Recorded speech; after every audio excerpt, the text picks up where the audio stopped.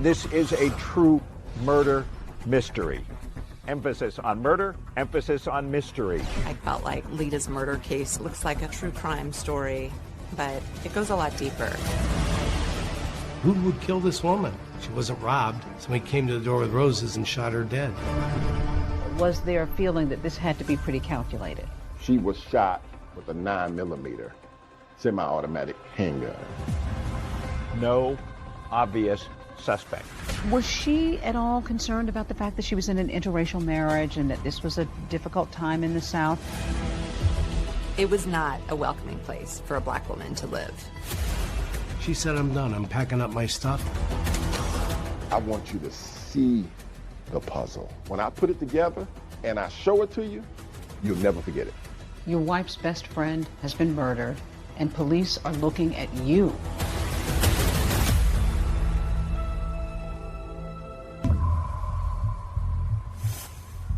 It's a chilly, drizzly winter Atlanta morning, and 35-year-old Lita McClinton is suddenly awakened. It's around 8:15 in the morning, and she heard the doorbell ring. And she tightens up her rope and goes downstairs to open the door.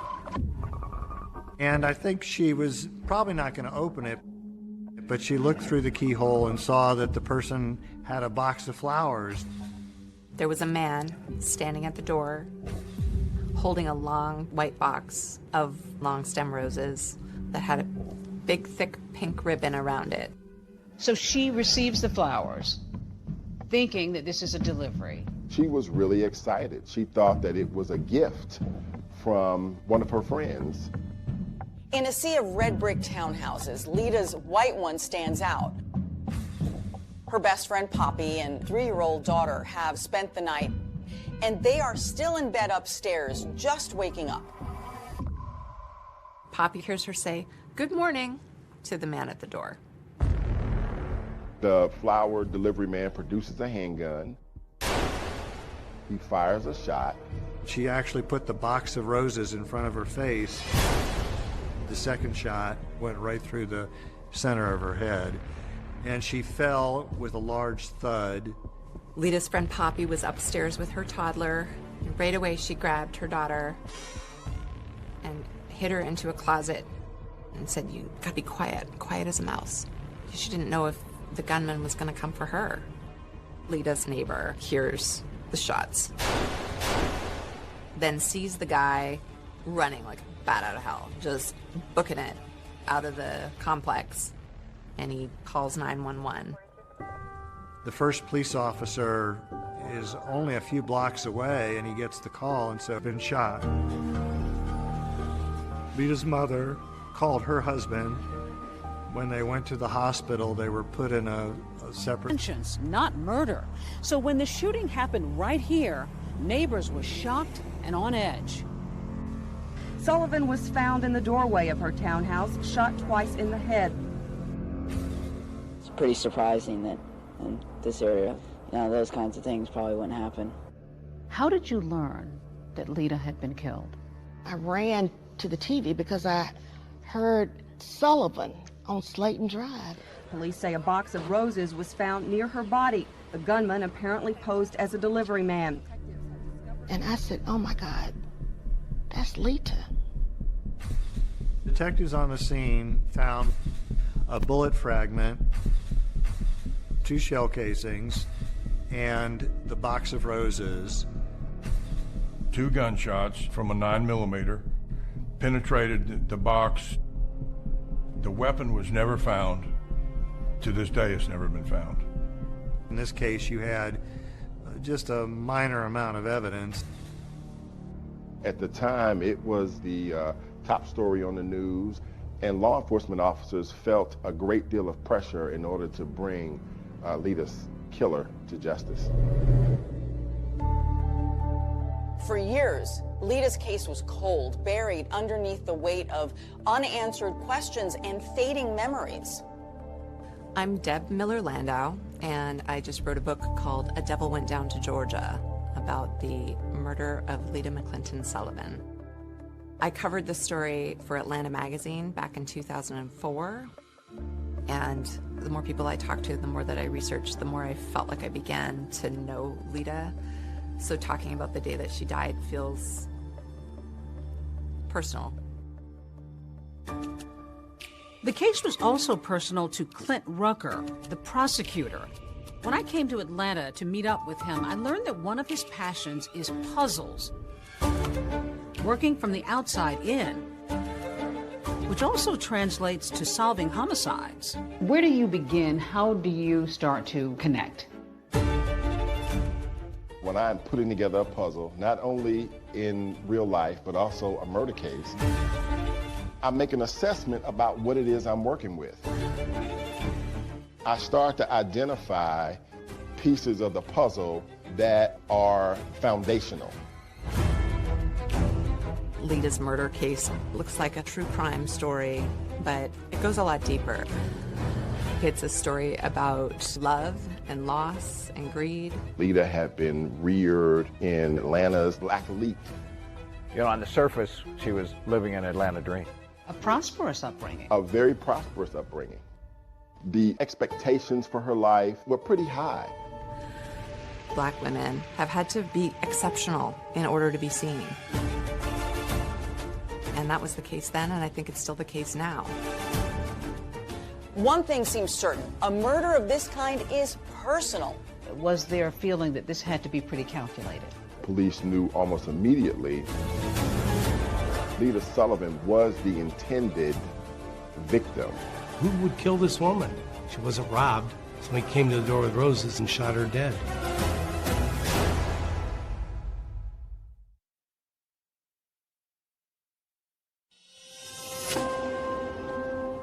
Atlanta had its fair share of crime, but this was most certainly one of the highest profile cases that got reported in the news. Sullivan was shot twice in the head. A box of roses found next to her body. Using a flower delivery man and shooting her, it was something that just kind of stuck out to me. Atlanta, Georgia, billed as a vibrant melting pot, a destination for creatives. But if you grew up in Georgia in the 1970s, as I did, you know this was a very different place then. One still emerging from the dark shadows of segregation and racial tensions. What was 1970s Atlanta like when she was sort of coming along? We've got African Americans that are kind of ascending into really prominent positions. Lita also is ascending because her parents are part of this movement. Lita's parents, Emory and Joanne McClinton, were both power players, movers and shakers in Atlanta. Emory McClinton was on the State Board of Transportation. Joanne McClinton was a member of the Georgia legislature. Joanne will tell you stories about being in really interpersonal meetings with Dr. King. She was the Maynard Jackson's campaign manager when he ran for mayor. I think the McClintons had high expectations for who Lita would become. Lita Sullivan was a true daughter of Atlanta. She was just a gem, very, very proper. And she had grown up in a world of cotillions, so she really was sort of that classic upper crust black person growing up in Atlanta. She knew where she was going. She had a great sense of style. And absolutely charming. After high school, she went on to Spelman College. Her parents sort of hoped that she would enter the political arena like they were, but she was very much into fashion. She was working at a boutique at Lenox Square, and in walks this guy who had unruly curls and weird glasses and just immediately saw Lita and was taken with her. Fresh out of college, 24-year-old Lita is smitten with James, Jim Sullivan. He's a bit older, 35, and he's also white. He showered her with gifts. He just completely showered her with attention. He comes in, he dazzles her. What did you learn about him? I learned that what he saw was a fantasy in Lita. I think he looked at her as a young, very attractive, very smart, African-American female. Another big difference between them is class. Lita has been raised in Atlanta's high society and Jim on Boston's gritty South Side. He grew up in a very middle to lower middle class environment. He went to Holy Cross College, got a bachelor's degree in economics. He always wanted more for himself. He always wanted to be a rich person, but it didn't seem like that was in the cards. He was an accountant. He was working hard, but he really wasn't getting ahead. But life is about to change for Jim Sullivan when he inherits a thriving liquor distributorship from his uncle, worth millions of dollars. Crown Beverages was worth around $3.2 million. Jim had become a wealthy man. So when the McClintons met Jim for the first time, they were like, who is this guy? He had this kind of manner that was very uncouth and brash, and they were sort of mystified about what their daughter saw in him. I mean, I think the only thing they had in common was that he was Catholic and they were Catholic as well. But everything else was complete polar opposites. Another concern, of course, was race. Remember, this is the 70s. Even though the country is watching color barriers slipping away on the hit show The Jeffersons, with Primetime's first interracial couple. Your parents have never gotten over the fact that I'm white. That's because you never got over being white. At that time, this was unusual. Georgia's anti-miscegenation laws that forbade blacks and whites to marry had only been repealed 10 years earlier. Still, despite their obvious differences, Jim Sullivan pops the question to Lita. So the McClintons were like, you cannot marry this man. They felt like Lita was really making a mistake and was kind of caught up in the exuberance of this relationship. Despite her parents' strong objections, Lita and Jim are engaged. But on the eve of her wedding, Jim drops a bomb. He tells Lita that he has been married before and that he has 4 children. Lita was shocked. And then, the very same night, Jim Sullivan blindsides his bride-to-be again. He whips out a piece of paper and he says, can you sign this? And then she looks down and sees that he's drawn up a prenuptial agreement. And she's like, what is this? Apparently determined to protect his newfound wealth, Sullivan surprises Lita with a prenup, which says that in the event of a divorce, she would walk away with virtually nothing. She's reluctant, but the cake is ordered, the flowers are ready, so Lita signs the agreement and ties the knot anyway. Lita got married in 1976. It was a small ceremony in Macon, Georgia. Joanne McClinton would later describe that as the worst day of her life. The newlyweds settle some 80 miles south of Atlanta near Jim's business in Macon.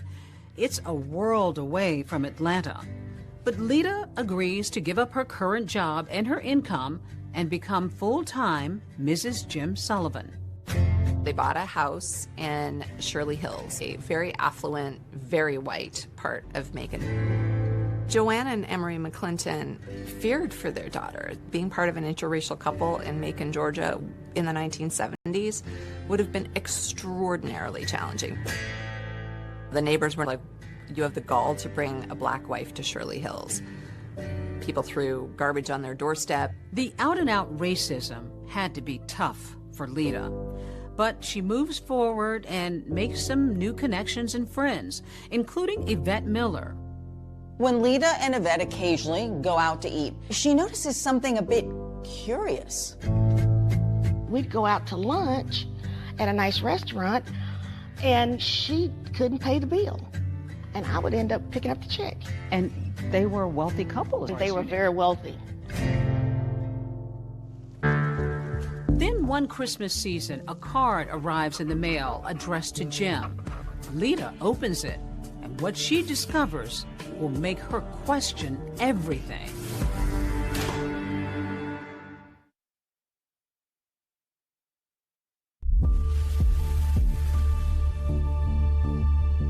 and Jim Sullivan's first few months of marriage seemed to be going well. They were both intelligent, both attractive, definitely upper class, high society. But just beneath the surface, there's some obvious cracks. They seemed to be loving at first. At first? He was not that nice to her, and he was not that kind to her. Was he brusque? Was he brash? He was a bit arrogant. Even though he had all of these resources, he did not, in my opinion, take care of his wife. Friends say that the once generous millionaire has suddenly become a miser. He was notoriously cheap. He would wear his dead uncle's clothes around the house. He would use the sheath from the dry cleaning as saran wrap in the kitchen. He didn't want Lita to work, but he kept her on a very tight allowance where he gave her $150 a week. Did she express any discontentment with her marriage? When we were at those restaurants, Jim just does not give me enough money to take care of me and the house. You know, she clearly was not happy. Was there talk of infidelity? Lita had several instances where she questioned whether or not her husband was actually having an affair. One day she finds a long blonde hair in their master bathroom, and she asks Jim about it, and he says, "I don't know what you're talking about." They got into this cycle of, she accused him of philandering. He would deny it, and then he would buy her sort of an expensive jewelry apology.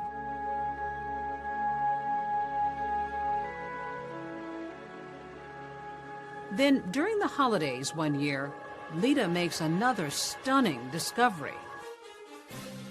A Christmas card came addressed to Jim. She opened it. A woman wrote in something like, missing your kisses. The woman's return address was on the envelope, so Lita went and spoke to her, and the woman said that she had been having an affair with Jim. Lita is distraught and goes home to be with her parents in Atlanta. But her husband manages to lure her back, increasing her weekly allowance in a now post-nuptial agreement. Now it's $300 instead of $150 a week, but it still shows that all of their assets belong to Jim. That's right, the successful business, Lita's Mercedes, multiple properties, even her jewelry, still belong to her husband in the event of a divorce.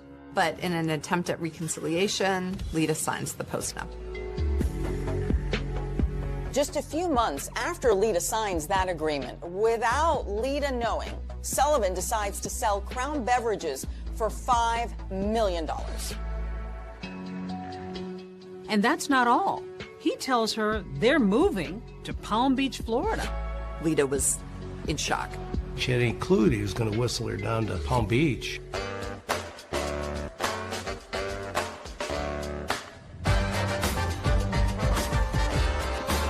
But Lita's new Florida home, located a stone's throw from what would become Mar-a-Lago, is more elaborate than she ever would have imagined. Called Casa Alita, it's a 17,000 square foot mansion with 8 oceanfront bedrooms. It was just unbelievable. When you went to Jim's home, you go through this tunnel and you would be at the beach. It's your own private beach. But for Lita, everything that glitters isn't exactly gold. James Sullivan very much wanted to integrate himself into the upper echelons of society, and his aspirations did not include Lita's participation. It was not a welcoming place for a black woman to live. And when he found out that to sort of scale the level of social plateau he was looking at in Palm Beach, having a black wife was a serious impediment to that. She was left out of some affairs, and she really became upset. So even though they had money, this is a moneyed crowd, didn't really matter though. He was barely rich compared to Palm Beach. Did he want to be in that crowd? Oh yes, he wanted to, be accepted as one of the rich and famous. It doesn't take long before Jim starts to flirt with other women. And it's at a cocktail party that one particularly elegant Palm Beach woman catches Sullivan's eye. Jim sees Suki Rogers, who is a Korean-born socialite. She was telegenic. She had a spicy personality. I think a man like Jim Sullivan could not help but be intrigued by this beautiful woman. They started dating. He's still married to Lita. By now, the Sullivans have been married nearly 10 years, but things are about to explode. Lita finds women's lingerie in their master bed. It's the bra that broke the camel's back. She said, I'm done. I'm packing up my stuff, and I'm going back home. Lita arrives back in Atlanta. The very next day, she files for divorce from Jim. But Sullivan fights Lita every step of the way, and the divorce drags on. Did she seem concerned, worried, nervous about her breakup? What I detected was she was excited, and she was cutting the cord and leaving Jim alone. She wanted her life back. While Lita is looking forward to a new life of freedom, she can't be happy about the prospect of leaving her marriage with virtually nothing. No career, no Palm Beach mansion, no Buckhead townhouse, and $2,500 a month in alimony for 3 years. So Lita is going to divorce court, determined to fight for what she believes she deserves. All she wanted was a reasonable financial settlement so that she could kind of go on with her life. January 16th, 1987 was set up to be a pivotal day in the lives of Lita and Jim Sullivan. A judge was going to decide whether or not to throw out the post-nuptial agreement. She might get as much as close to $1 million in cash and assets. The morning of January 16th, Lita Sullivan, she'd lose her life that day in a murder. With Lita out of the picture, Jim Sullivan stands to gain the property that they had and retain control over all his money. Sullivan was the main suspect. That is, until a treasure trove of secret recordings of Lita's private conversations are uncovered, taking this investigation in a whole new direction. And police are looking at you.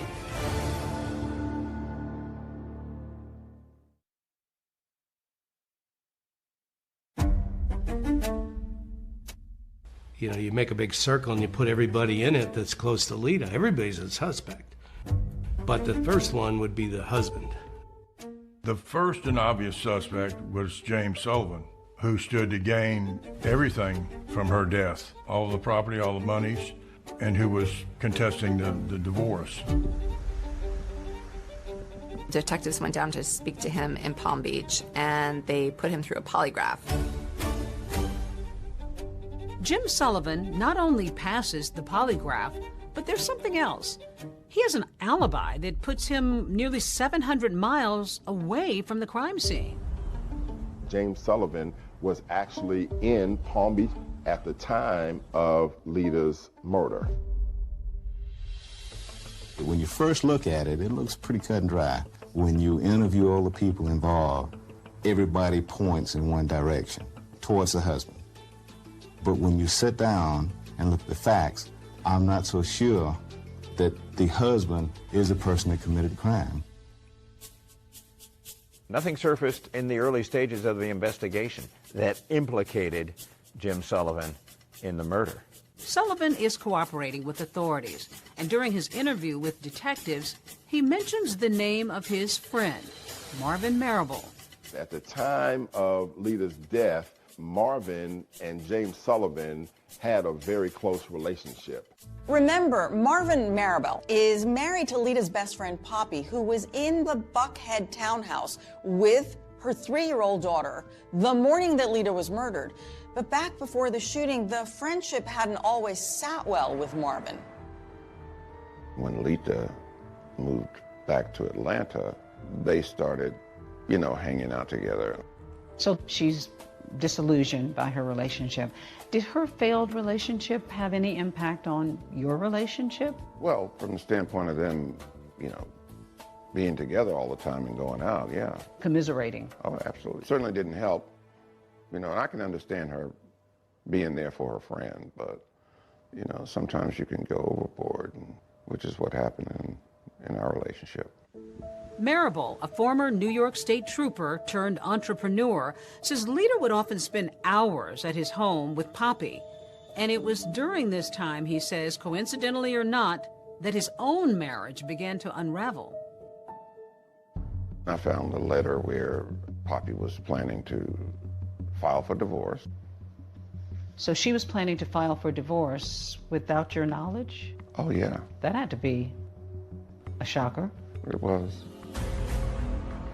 So then you decided to try something a little questionable after that. You know, I have a background in law enforcement. I don't see it as questionable. It's your own telephone in your own house. I put a recorder on the, people call it a tap, on the phone, and I started recording conversations. In the house phone? Mm-hmm. On the house phone. He began listening to Poppy and Lita's conversations and ended up recording more than 300 hours. In doing those very personal conversations between girlfriends, Marvin Marable learns that there may be some information that James Sullivan might be interested in learning that will be helpful for him in his divorce case. He tells Sullivan about the tapes and what's on them, specifically Lita's post-divorce plans. And soon enough, the two disgruntled husbands are conspiring to get the best of their soon-to-be ex-wives in divorce court. Marvin Marable travels down to Palm Beach under a false name, and the two men listen to the tapes, and Marvin says, I'm not going to record anymore, and Jim says, no, keep recording. Was there talk of money? Yeah, he offered $30,000. Jim says to Marvin, if the judge decides to honor the postnuptial agreement, he's going to give Marvin $30,000 for the use of the information on the tapes. What kinds of things did Lita talk about that could be helpful to either one of you? You know, there were some guys that, you know, she would talk to, but she was legally separated. But then, just a few days after Marvin and Jim's secret meeting at Casa Elita, Poppy and Lita somehow discovered the recording device. How did they react? It wasn't nice. She filed for divorce the next day. She was angry. She was very angry. Lita was upset too, so upset that she reported Marvin to the authorities, and he was charged with possession of an eavesdropping device. So when police questioned Sullivan about who might have a motive to murder his wife, he tells them to look no further than Marvin Marable. And sure enough, only a few days after Lita's death, Marvin is being questioned by the Atlanta Police Department about Lita's murder. I go down for the interview, and the first thing they did is read me my rights. And from there on, it was just a nightmare. I was a prime suspect. You have a law enforcement background, so you knew what police So were. I knew that I was being followed. I could pick the investigators, police, could pick them out all the time. Jim had mentioned my name to them. He said, look at Marvin Marable. This was serious stuff. Oh, yeah. How worried were you? I was very worried.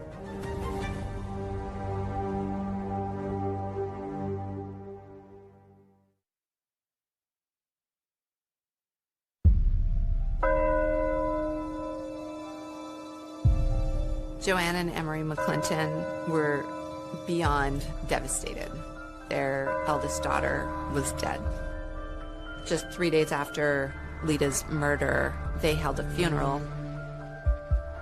Days dissolve into months, and authorities are no closer to finding Lita Sullivan's murderer. The case is just sort of growing colder and colder by the minute.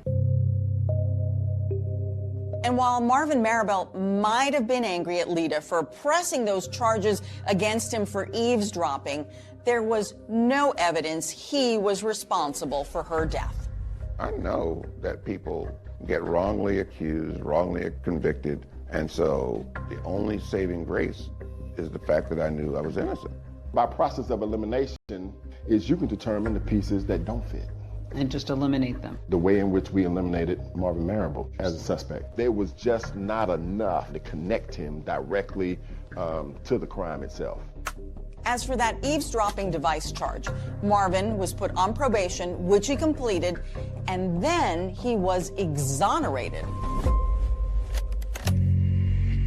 But on those recordings Maribel made, Lita had talked about other men, something that her soon-to-be ex-husband Sullivan pointed out to police.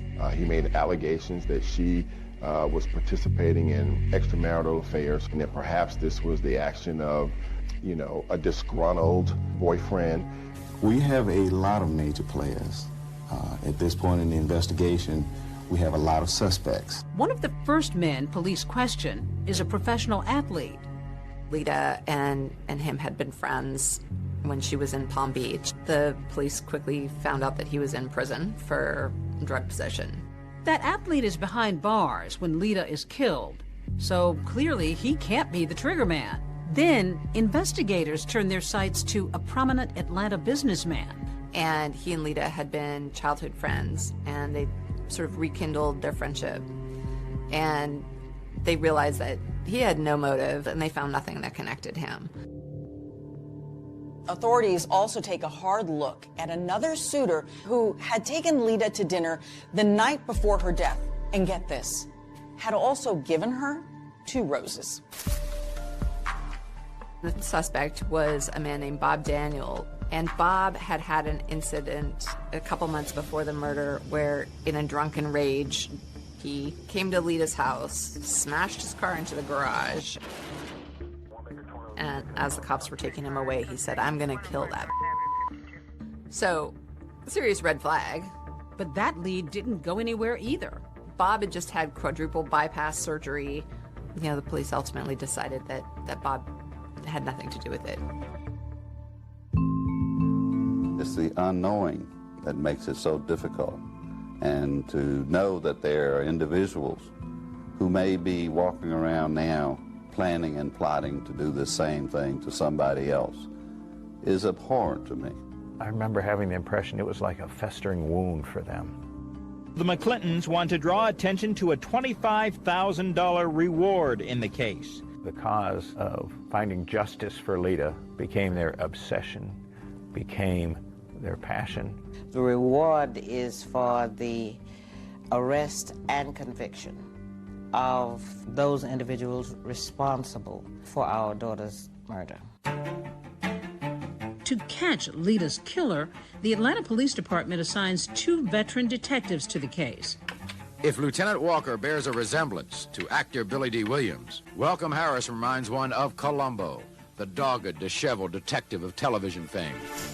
Building a murder case was like making a mosaic. You know, you get a shiny piece of glass here, a gem there.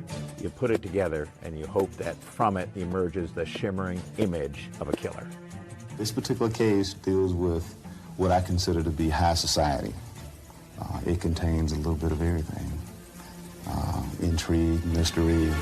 These days, a lot of murders are solved using DNA technology, ring camera technology.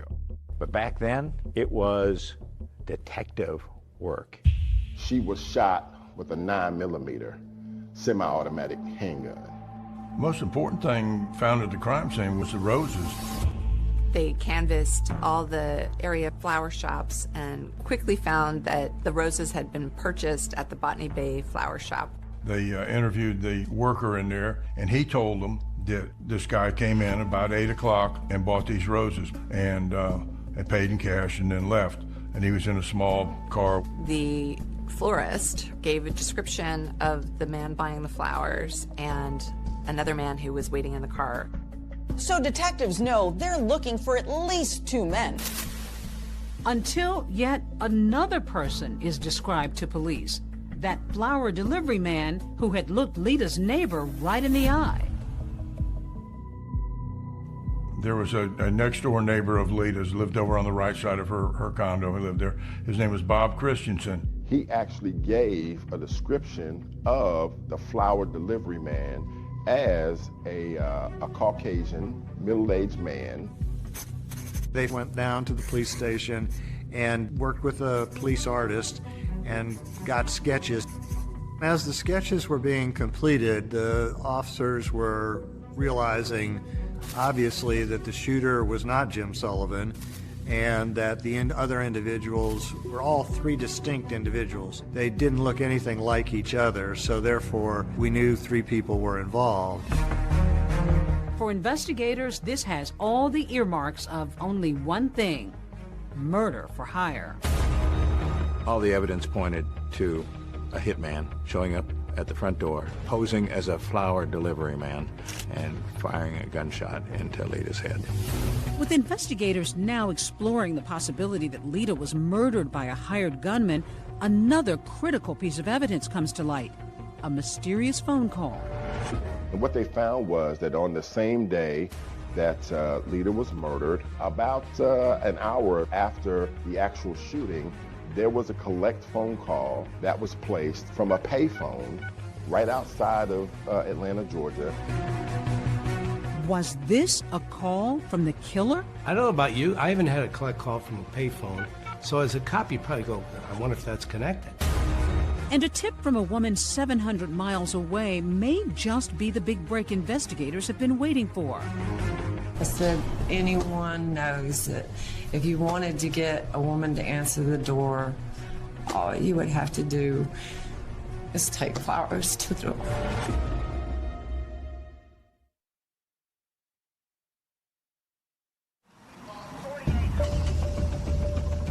This was a huge puzzle of a case. A hitman showing up at the front door, posing as a flower delivery man, firing a gunshot into Lita's head. How did your puzzle-solving skills come into play?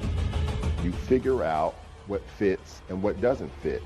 I want everyone listening to this to know that I am absolutely innocent. The loss of a daughter. They still don't have the murder weapon. But they do have witnesses.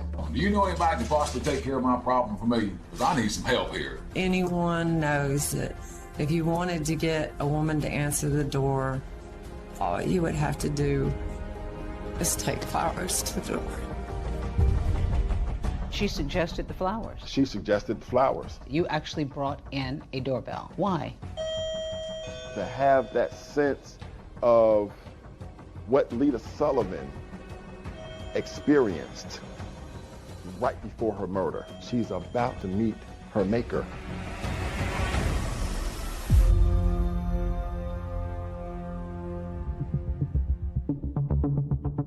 It's a deadly delivery of a dozen pink roses. 35-year-old Lita McClinton Sullivan opens her front door and is suddenly gunned down. On the year anniversary of Lita's death, there are no named suspects. They still don't have the murder weapon. They don't have a hitman. They don't have a paper trail that ties Jim or anyone else to a hit. But that's about to change when they get Jim Sullivan's phone records. On the same day that Lita was murdered, about an hour or so after the actual shooting, there was a collect phone call to James Sullivan's home in Palm Beach, Florida. It turns out to be from a rest stop in Suwanee, Georgia, maybe 30 or 40 miles from Buckhead. Using a phone call to call another state, that opens up federal jurisdiction. In this case, that's the FBI. We believed the phone call from Suwanee Rest Stop to his home in Palm Beach, Florida, was sufficient indication that a contract hitter may have called him after doing the job. Enter Special Agent John Kingston, who takes a particular interest in that phone call and a whole slew of other calls Jim Sullivan made and received around the time of Lita's murder. I got a whole year's worth, 6 months before the murder to 6 months after the murder. Kingston notices a few calls, and one of them was to Bob Christensen, Lita's neighbor. When Kingston talks to Bob, he finds out that Jim had called Bob 3 days before the murder.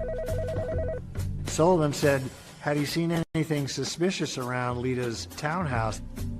And Bob finds it strange. He hasn't talked to Jim in over a year.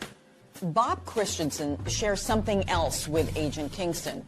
On the same day Jim Sullivan called him, 3 days before the fatal flower delivery, Lita heard a loud knock on her door at 5 or 6 in the morning. It was so early and so unnerving, she didn't answer it.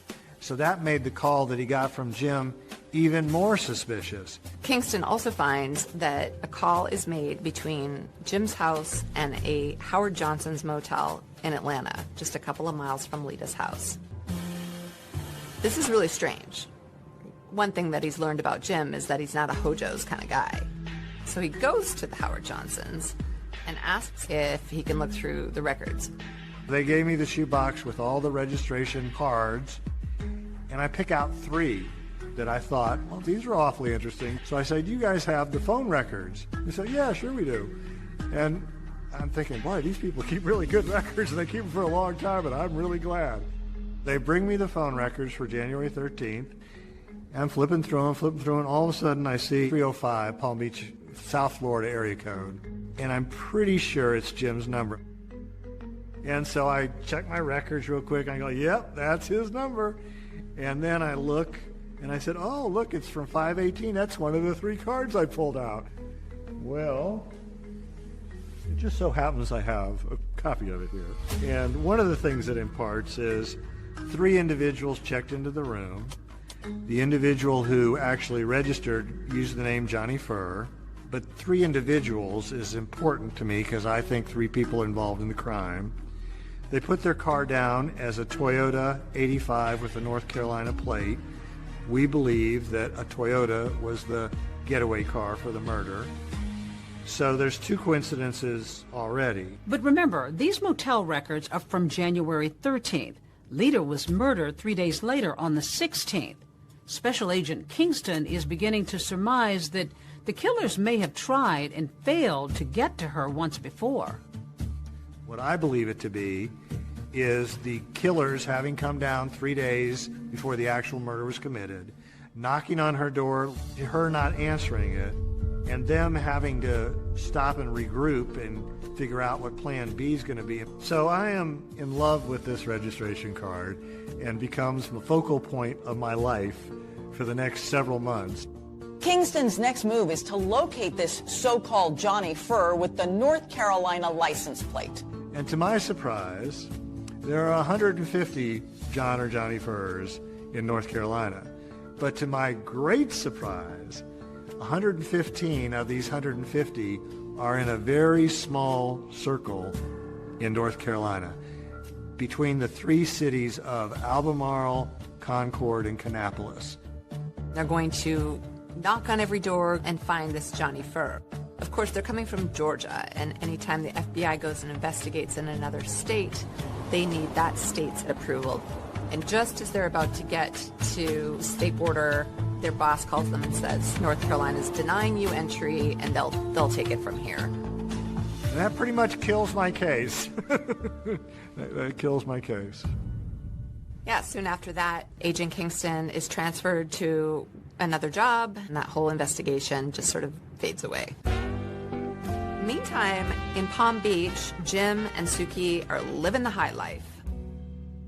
So with Lita out of the picture, Jim is free to marry Suki, which he does 8 months after Lita's murder. He's thinking that he's the cat's meow. Eating in restaurants in Palm Beach, going to parties, got another attractive woman on his arm. Jim drives around town in a Rolls Royce and gets into a fender bender and has to go to traffic court. Jim says to the judge, well, you've misunderstood. I wasn't even driving that day. Suki was driving. So the judge says, we're going to throw it out. However, the cop who was on the scene catches wind, and he says Suki wasn't even in the car that day. It was Jim driving alone. So now Jim has perjured himself, as has Suki. Jim ultimately got convicted of perjury, was given a year probation and a year of home confinement. Suki Sullivan also receives a year of probation. Suki's freaking out. When she gets charged with perjury on his behalf, she's like, I'm done with this. Suki files for divorce from Jim. And the trial that follows is the juiciest, craziest gossip in town. So when it's Suki's turn to testify, she drops a bomb. Did he talk to you about his former wife, Lisa? Yes. Tell me what it was he said to you about Lisa. You can hear a pin drop. It's a big moment.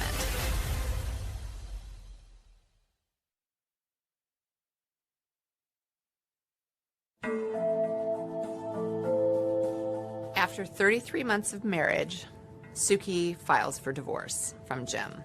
Not surprisingly, it's another disputed divorce. But what might have been typical testimony about alimony takes a sudden turn in court. Tell me what it was he said to you about Lisa. He hired someone to better for her. I'm sorry? He hired someone to better for her. She claimed that he confessed to her that he had Lita killed. This became a bombshell in the investigation of the murder of Lita Sullivan.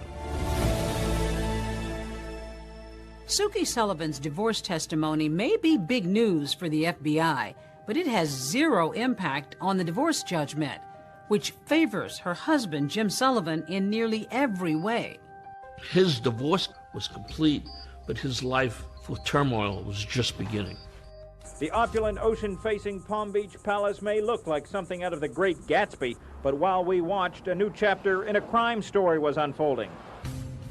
We develop information here at WSB. There's going to be a raid on Jim Sullivan's Palm Beach mansion, and that is the biggest break in the Lita Sullivan case since the murder itself. Investigators from the FBI, Atlanta Police, and the Georgia Bureau of Investigation were on the grounds of a mansion identified as that of James Sullivan. All of a sudden, Jim Sullivan is clearly in the crosshairs of federal authorities. They got a tip that Jim, now a convicted felon, has guns in the house. Of course, you're not allowed to have guns if you're a convicted felon. So they put together a sweeping affidavit to get a search warrant. We did see a number of guns loaded into a car and this box carried out. When they found the guns, he was in violation of his probation, and so he went to jail for 9 months.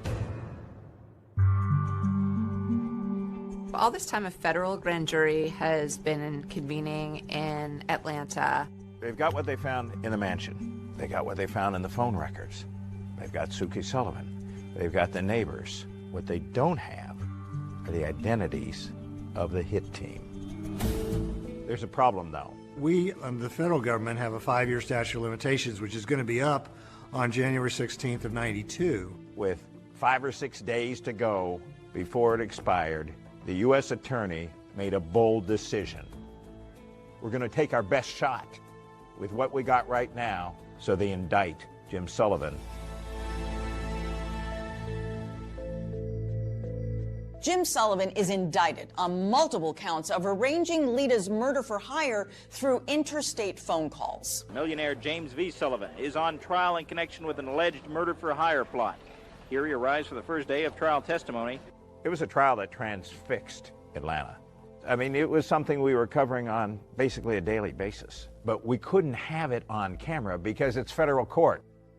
It looks like the family is finally going to have some accountability for the murder of their daughter, Lita. The prosecution suggests the killers were calling Sullivan from the rest stop to say the job was done. The defense suggests otherwise. Jim Sullivan is lawyered up with the best criminal defense lawyers that you can find anywhere in Atlanta and maybe in the whole country.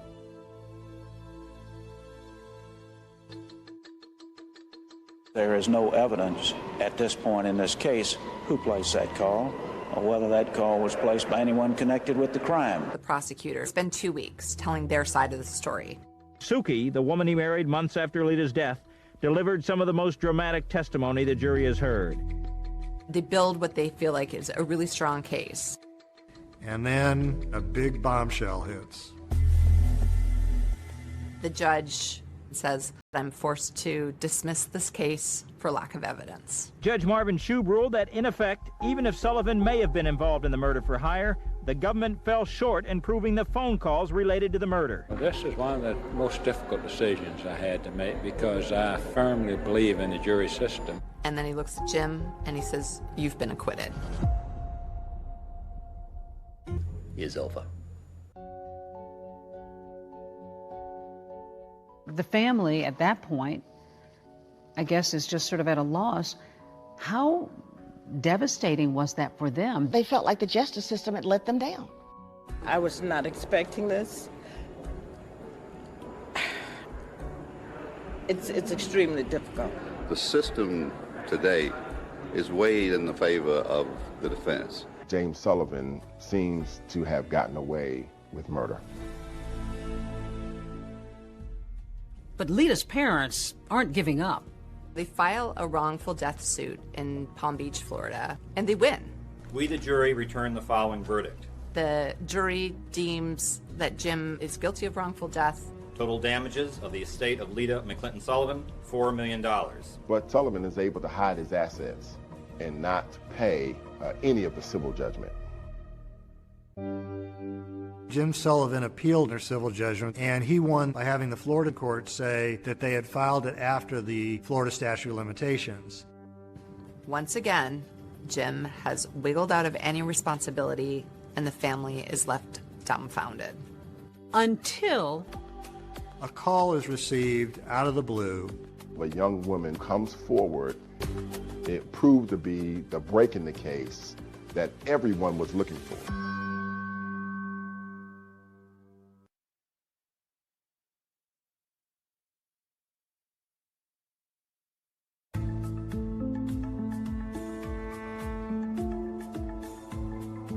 "11 years have gone by since Lita Sullivan was gunned down on her doorstep when a tip comes in from a town 700 miles away. A call is received out of the blue, and the individual calling is an attorney in Beaumont, Texas. He has a receptionist whose name is Belinda Trahan, who has told him a very unusual story about her boyfriend, Tony Harwood. Belinda and Tony lived together in Albemarle, North Carolina. And he was a long-distance truck driver for North American Van Lines. He basically drove a moving truck. Belinda tells her boss about a time that Tony came home from a long-haul trucking trip and said that a rich white man in Florida offered to pay him to, quote, take care of his black wife in Georgia. At the time, Belinda didn't believe it. She thought he must be cheating on her. Belinda thought that it was Tony just trying to get out of town and go down to Atlanta to the strip bars. Until he took her to meet this rich white guy in a diner somewhere, and he got a wad full of money. She says he sits down briefly in their booth and gives Tony Harwood the balance owed for the hit on the man's wife.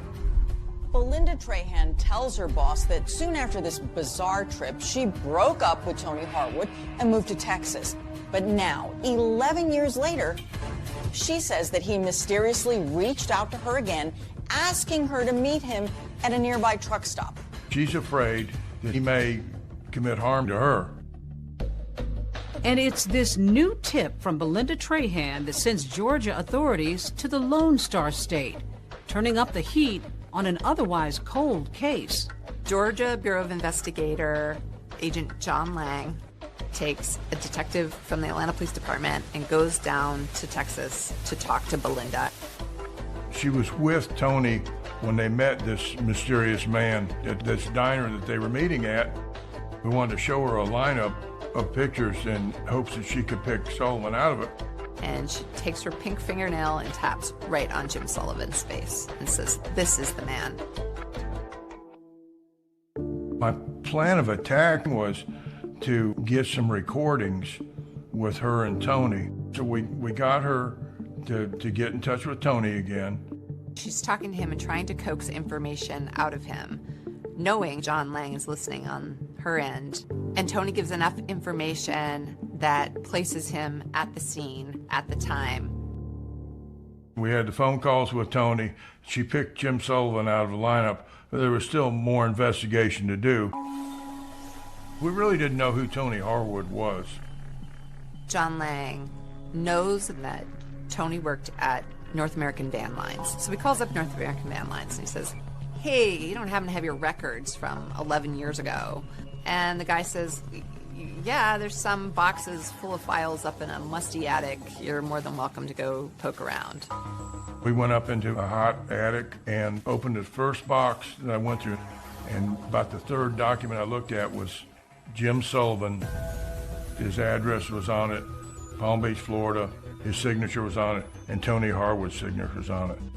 He finds a bill of lading showing that Tony Harwood moved furniture for Jim Sullivan 2 months before the murder.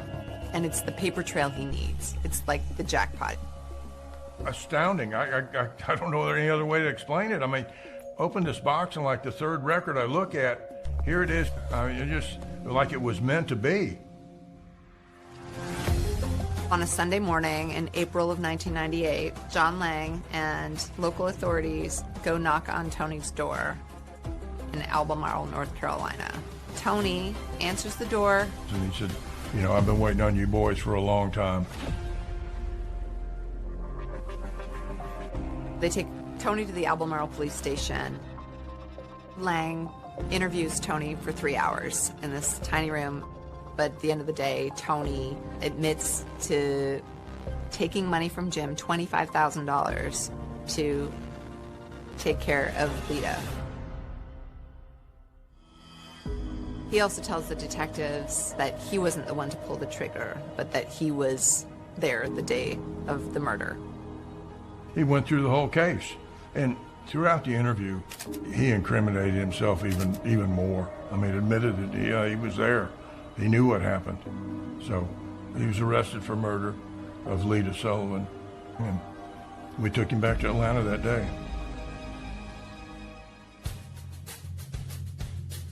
After Tony's arrest, things moved pretty quickly. We are here today to announce the issuance of a warrant for the arrest of James V. Sullivan. They got enough to get Sullivan, and now boom, Sullivan hears of this and blows. He takes off. We have reason to believe that he's outside the country. He's just gone, vanished. Investigators say he could be anywhere. He is nowhere to be found.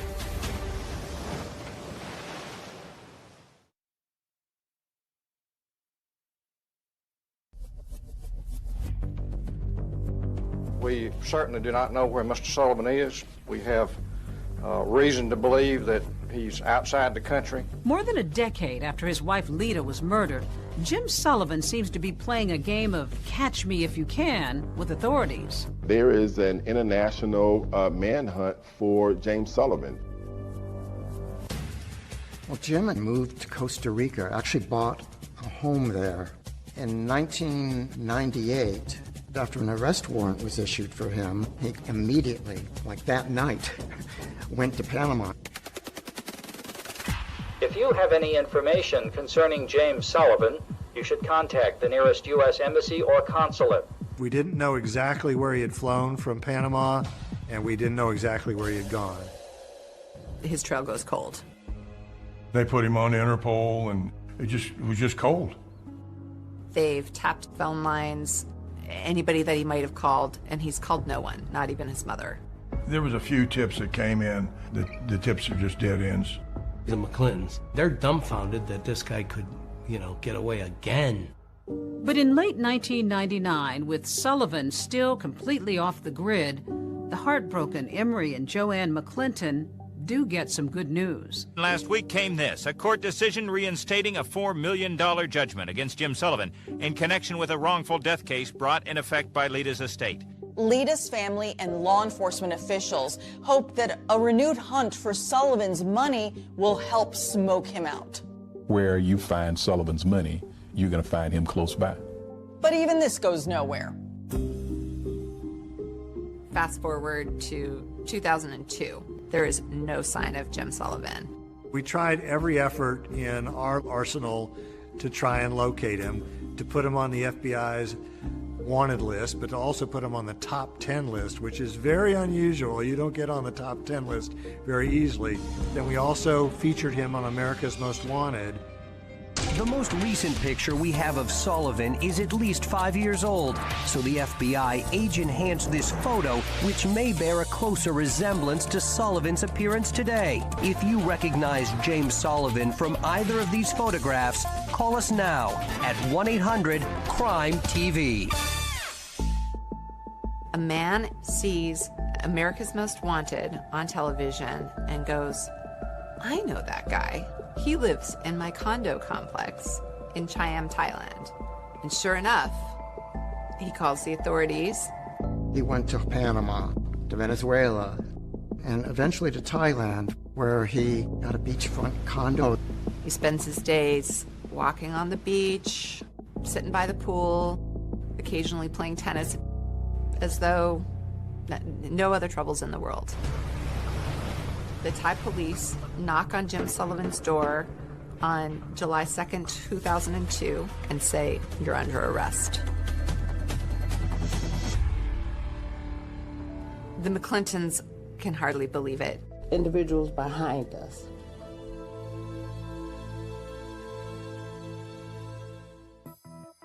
Almost as soon as Jim Sullivan is arrested for murder, Tony Harwood, who has continued to deny being the trigger man, agrees to a plea deal. Tony kind of sees the writing on the wall. Harwood just decided that he would plead guilty, the negotiated plea for manslaughter, and in turn, that he would testify against Jim Sullivan.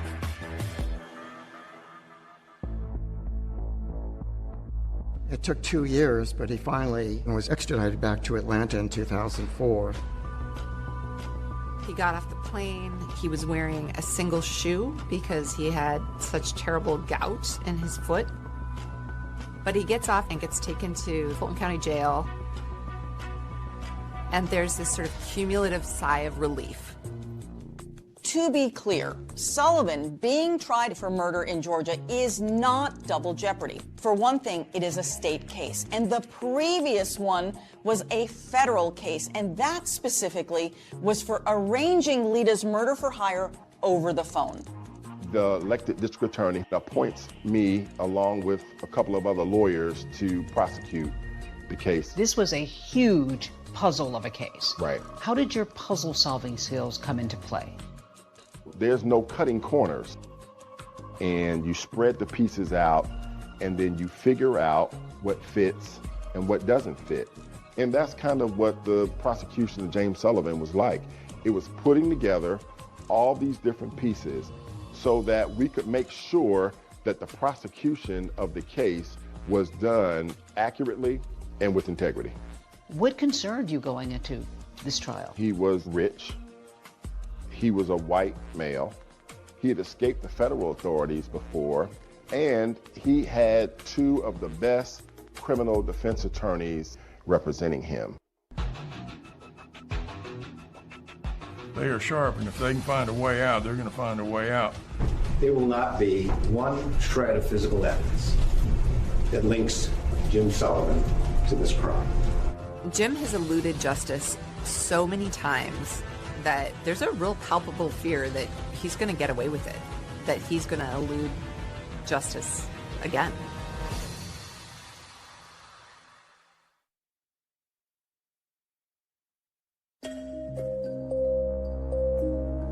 After nearly 20 years, Jim Sullivan is finally on trial here in Fulton County for the murder of his wife, Lita.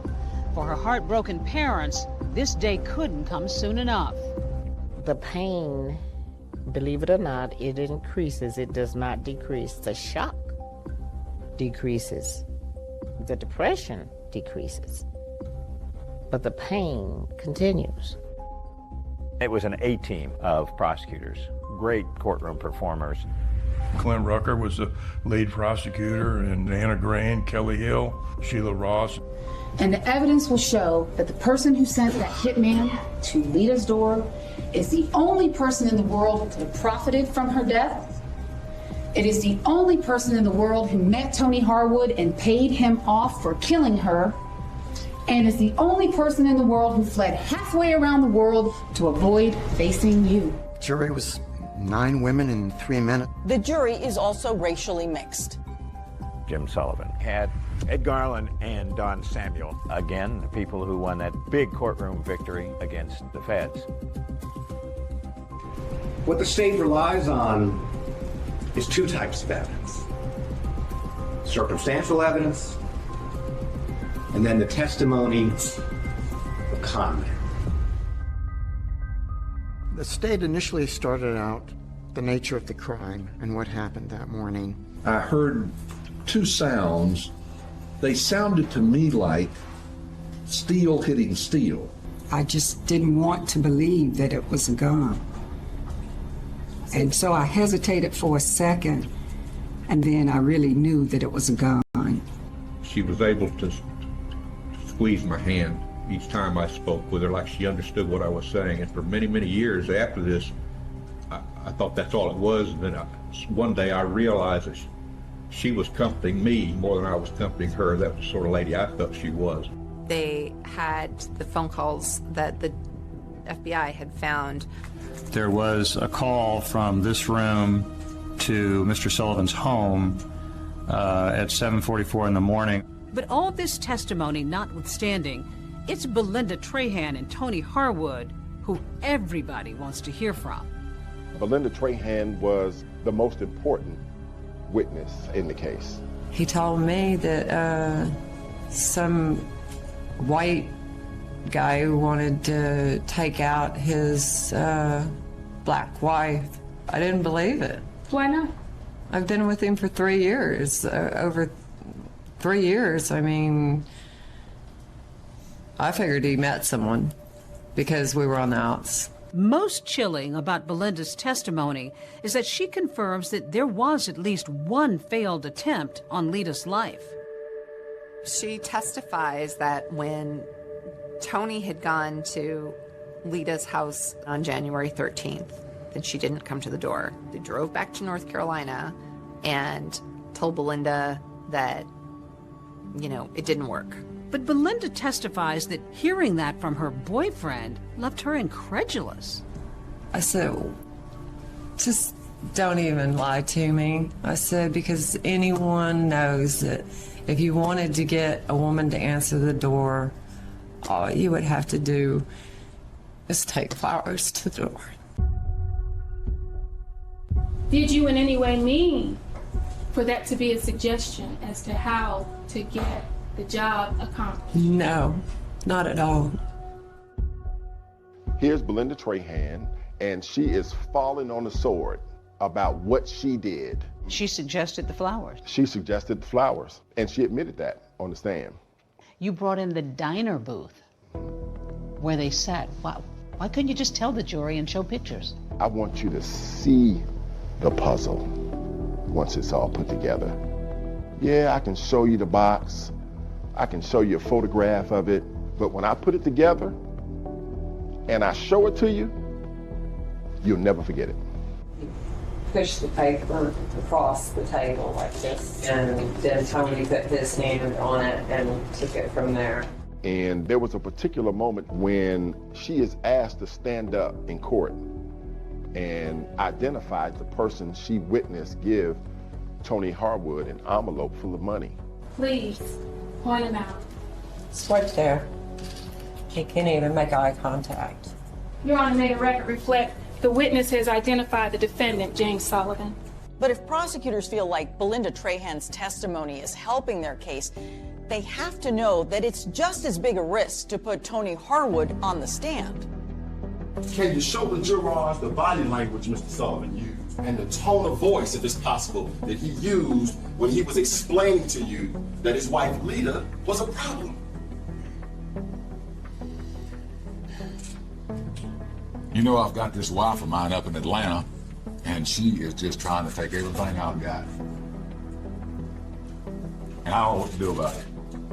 I need someone to take care of my problem. Do you know anybody who can possibly take care of my problem for me? Because I need some help here.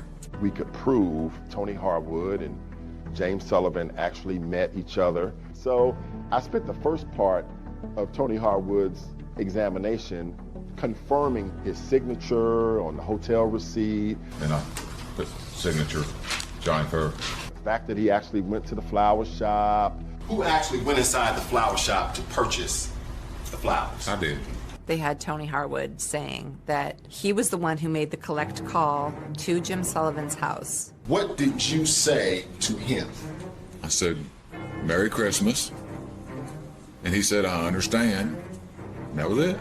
What were you trying to convey to Mr. Sullivan by giving him that signal, those code words? That his problem was taken care of. The defense had their chance to cross-examine Harwood. Not a single question. The two key witnesses were, of course, Belinda Trahan and Tony Harwood. And so, in closing arguments, the defense assailed their credibility. You should reject everything that came out of his mouth. Harwood says an envelope in the bathroom. She says an envelope at this booth over here. Garland presents to the jury a letter-sized envelope stuffed with bills. Harwood had said it was all cash in $20 bills. See, oops, some of it fell out, and some more. It won't fit in an envelope. The whole story just doesn't make sense. In your closing arguments, you actually brought in a doorbell. Why? What was the point? I wanted the jurors to have that sense of what Lita Sullivan experienced right before her murder. An ordinary moment. In an ordinary moment. The second reason why I did it is because James Sullivan liked to read books. And one of his favorite authors wrote a book called For Whom the Bell Tolls. I'm going to ask you through your verdict of guilty to each and every count to tell James Vincent Sullivan for whom the bell tolls. Tell him that it tolls for thee. For you. For you. And then I rang the doorbell 3 times.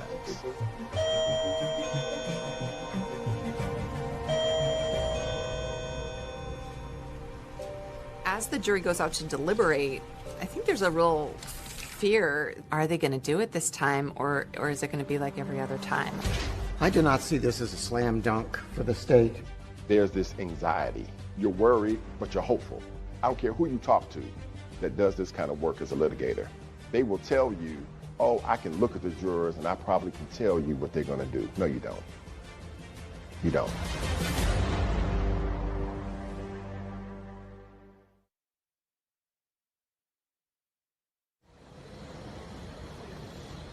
This is breaking news. We do have breaking news at this hour. The jury having reached a verdict in the trial of Jim Sullivan. The jury came back within a few hours on the same day. It was so silent, and the tension was just palpable. There's this anxiety. You don't know what it's going to be. You don't know how it's going to turn out. And you're worried, but you're hopeful. It's hard not to think of Lita's family, her parents especially, after so many fits and starts to win justice for their firstborn child. It comes down to this moment. The judge says, "Ma'am, would you publish the verdict?" And then from that moment until they get finished, nobody is breathing. Count 1, malice murder. We, the jury, find the defendant, James Vincent Sullivan, guilty of malice murder. I got a chance to hug Emory McClinton. I had never been hugged so tight before. This was his baby. And we had finally, after 19 years, brought that man a sense of satisfaction. I'll never forget it.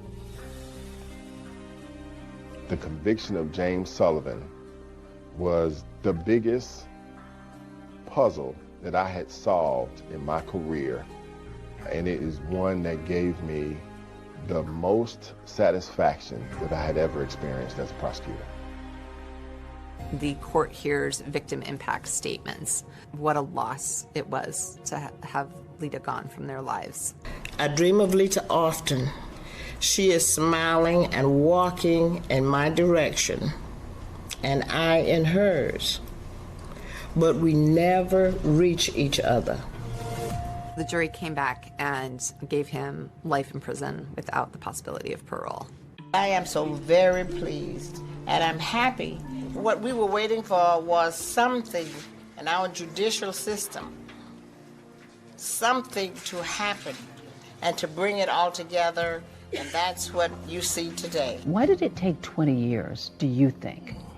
It goes back to the resources. He had privilege? White privilege, completely. He knew how to manipulate people, and he had the resources to do that. You've got a black victim, you've got a white defendant. Did race hover in this courtroom over this case at all? I think in our criminal justice system, unfortunately, race always permeates throughout a case. But I'm thankful to say the evidence in the case overcame that racial component. They never received any money. Is there money? Where is this money? He's been able to secret his money. For the McClintons, seeing him rot in a prison in South Georgia brings them a whole lot more satisfaction. This is a woman who you never met, I've never met, most of the people involved in this case never met her, and yet her life really made an... Kept stabbing and stabbing. I remember trying to defend myself like this with my hands, and that's where I got the cuts on my hands. Jason was confronted by the assailant. Someone came into their apartment, had assaulted him and his roommate. Because she was stabbed so many times, you think, this is personal. This is someone who wanted her dead. When you go into her apartment, what is the scene like? You could tell that there was a struggle in there. She fought hard. Jonna went door to door trying to get assistance. At one point, I was praying. It wasn't perfect.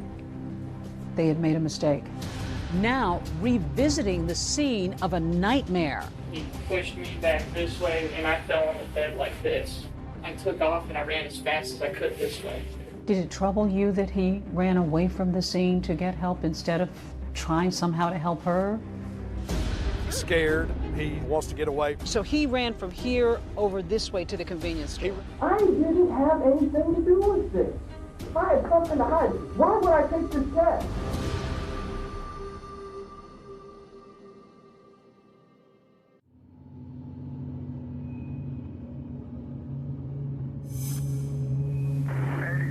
I believe that's next to Warren House, if I'm not mistaken. I'm Officer Dinah Kidd. I work for the Knox County Sheriff's Department.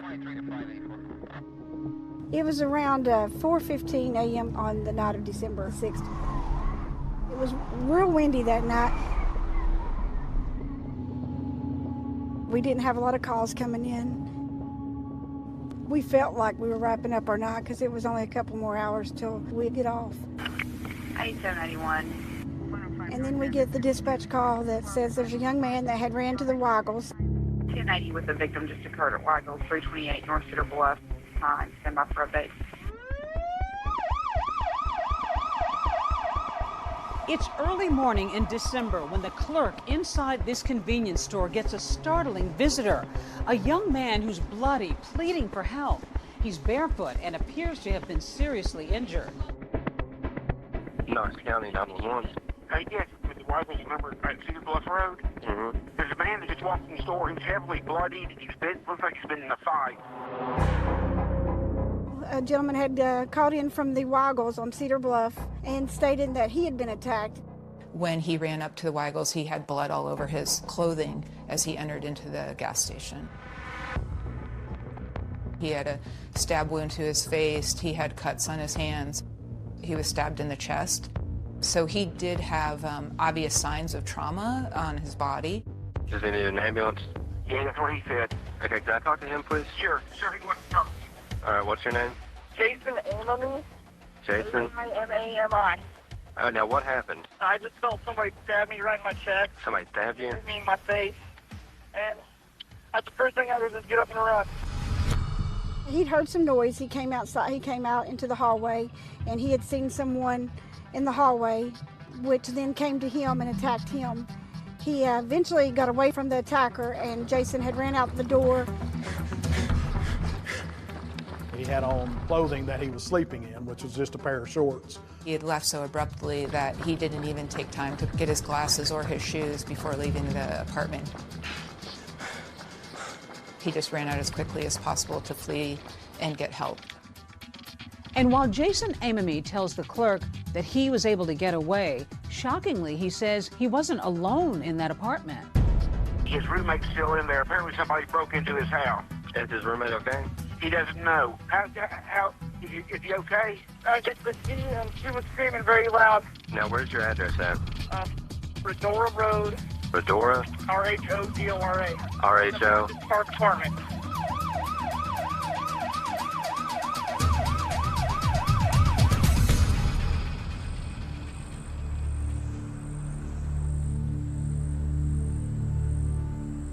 When the call came out, we then went to the apartment complex to check on the girl and kind of see what we could find there.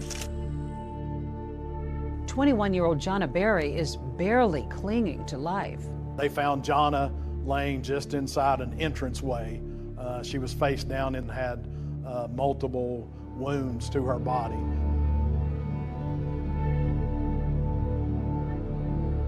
You were one of the first responders here. Yes, ma'am. What do you remember about Jonna Berry? What kind of shape was she in? She was not in good shape. As soon as you opened the door, she was laying in the corridor at the bottom of the steps. Her apartment was at the top of the steps, and she was covered in blood. That it was her hair. She's got beautiful blonde hair, and it stuck with me because at the time I thought she might have red hair because there was so much blood. Just kind of moaning, making a few sounds, but was unable to talk due to her injuries. She did have a very large wound on her neck. She also had multiple stab wounds across her body. Over 25 wounds to her body. It was very obvious that Jonna had been in a fight for her life and that it was a very violent struggle. For me, it was one of the worst crime scenes that I have been involved in since being in law enforcement.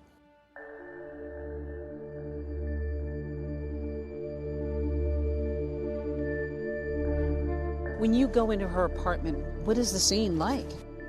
When we go up the steps and go into the apartment looking for the suspect or anybody else that's injured, the knife was in the floor, and it had blood on it, hair on it, and it was bent. There were 6 units in the apartment building.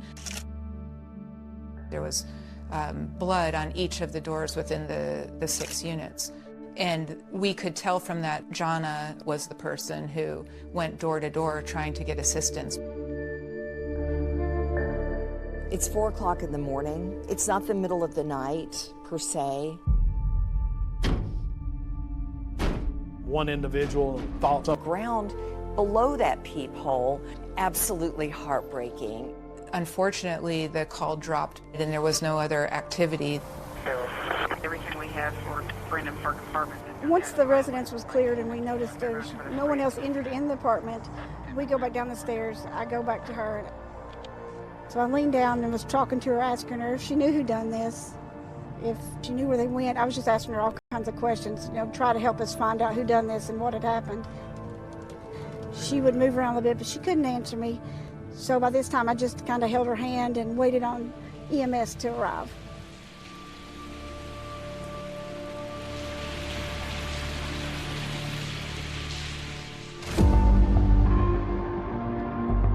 That night, 2 young people come face to face with an intruder. Jason manages to escape, but Jonna, who was too injured to speak, did not. We were wondering what led to this horrific tragedy. The attacker has vanished, the motive unknown. Are our children safe? Are we safe? We had no idea who did this.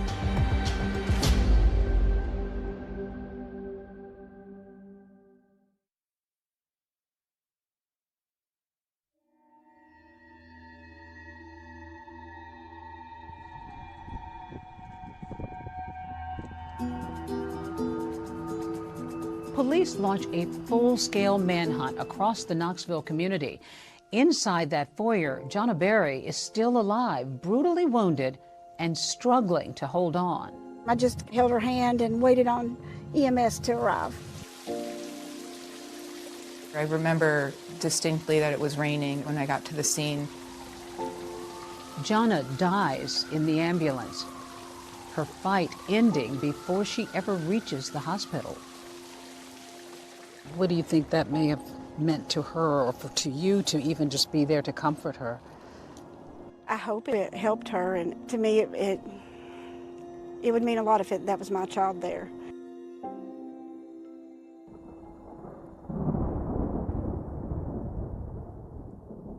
It was 4 a.m. in the morning on December the 6th.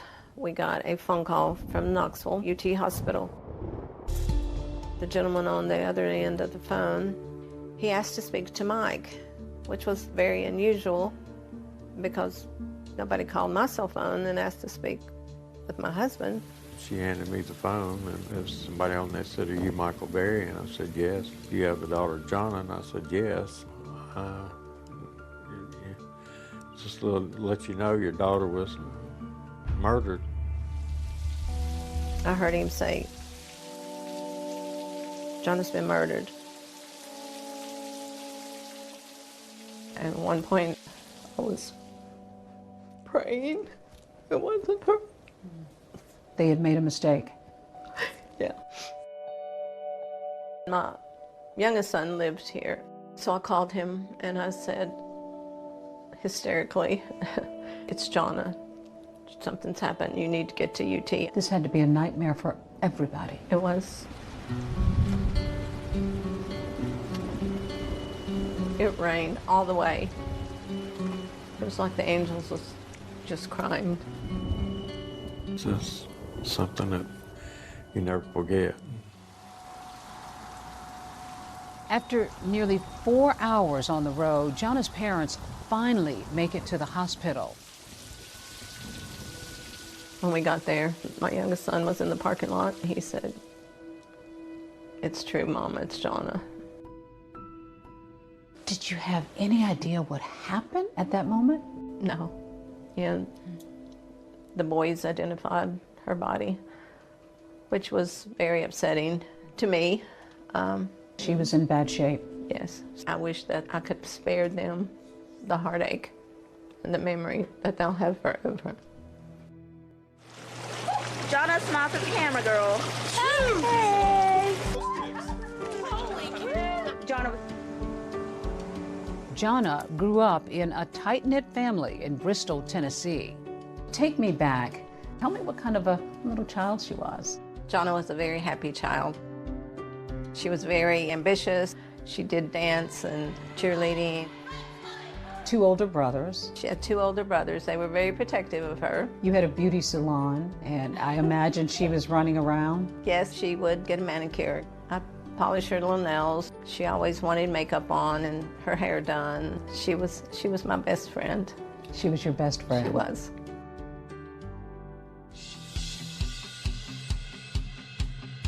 After high school, Jonna heads off to East Tennessee State University, where she gets a degree in child psychology. What was it that she aspired to? What were her aspirations? She wanted to devote her life to children. She wanted to help them in any way she could.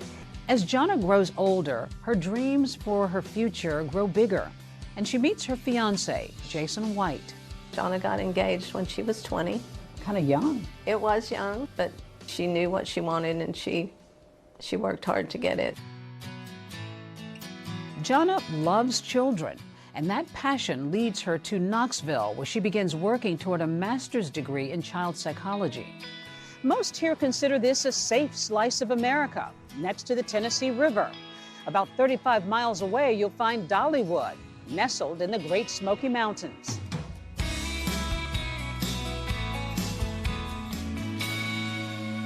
She's going to school, she's moving, about to get a new degree. That's a lot.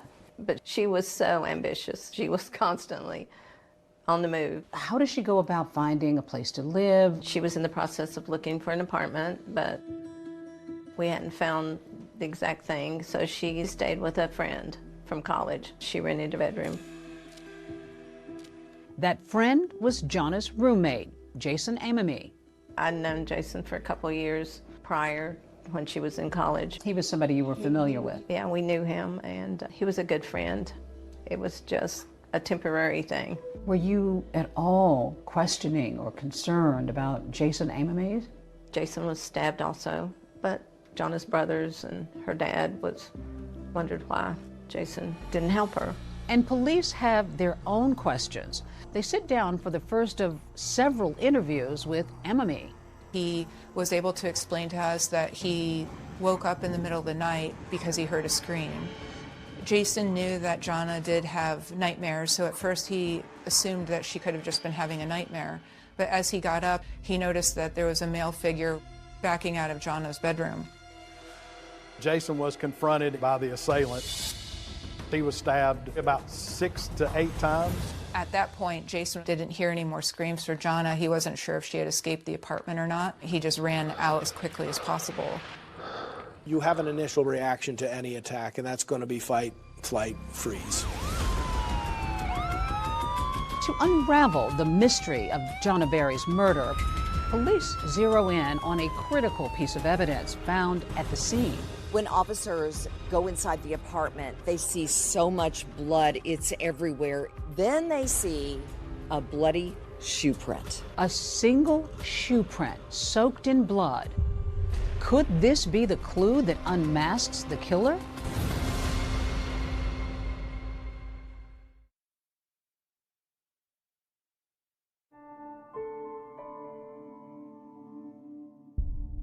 Jana was funny, charismatic, intelligent.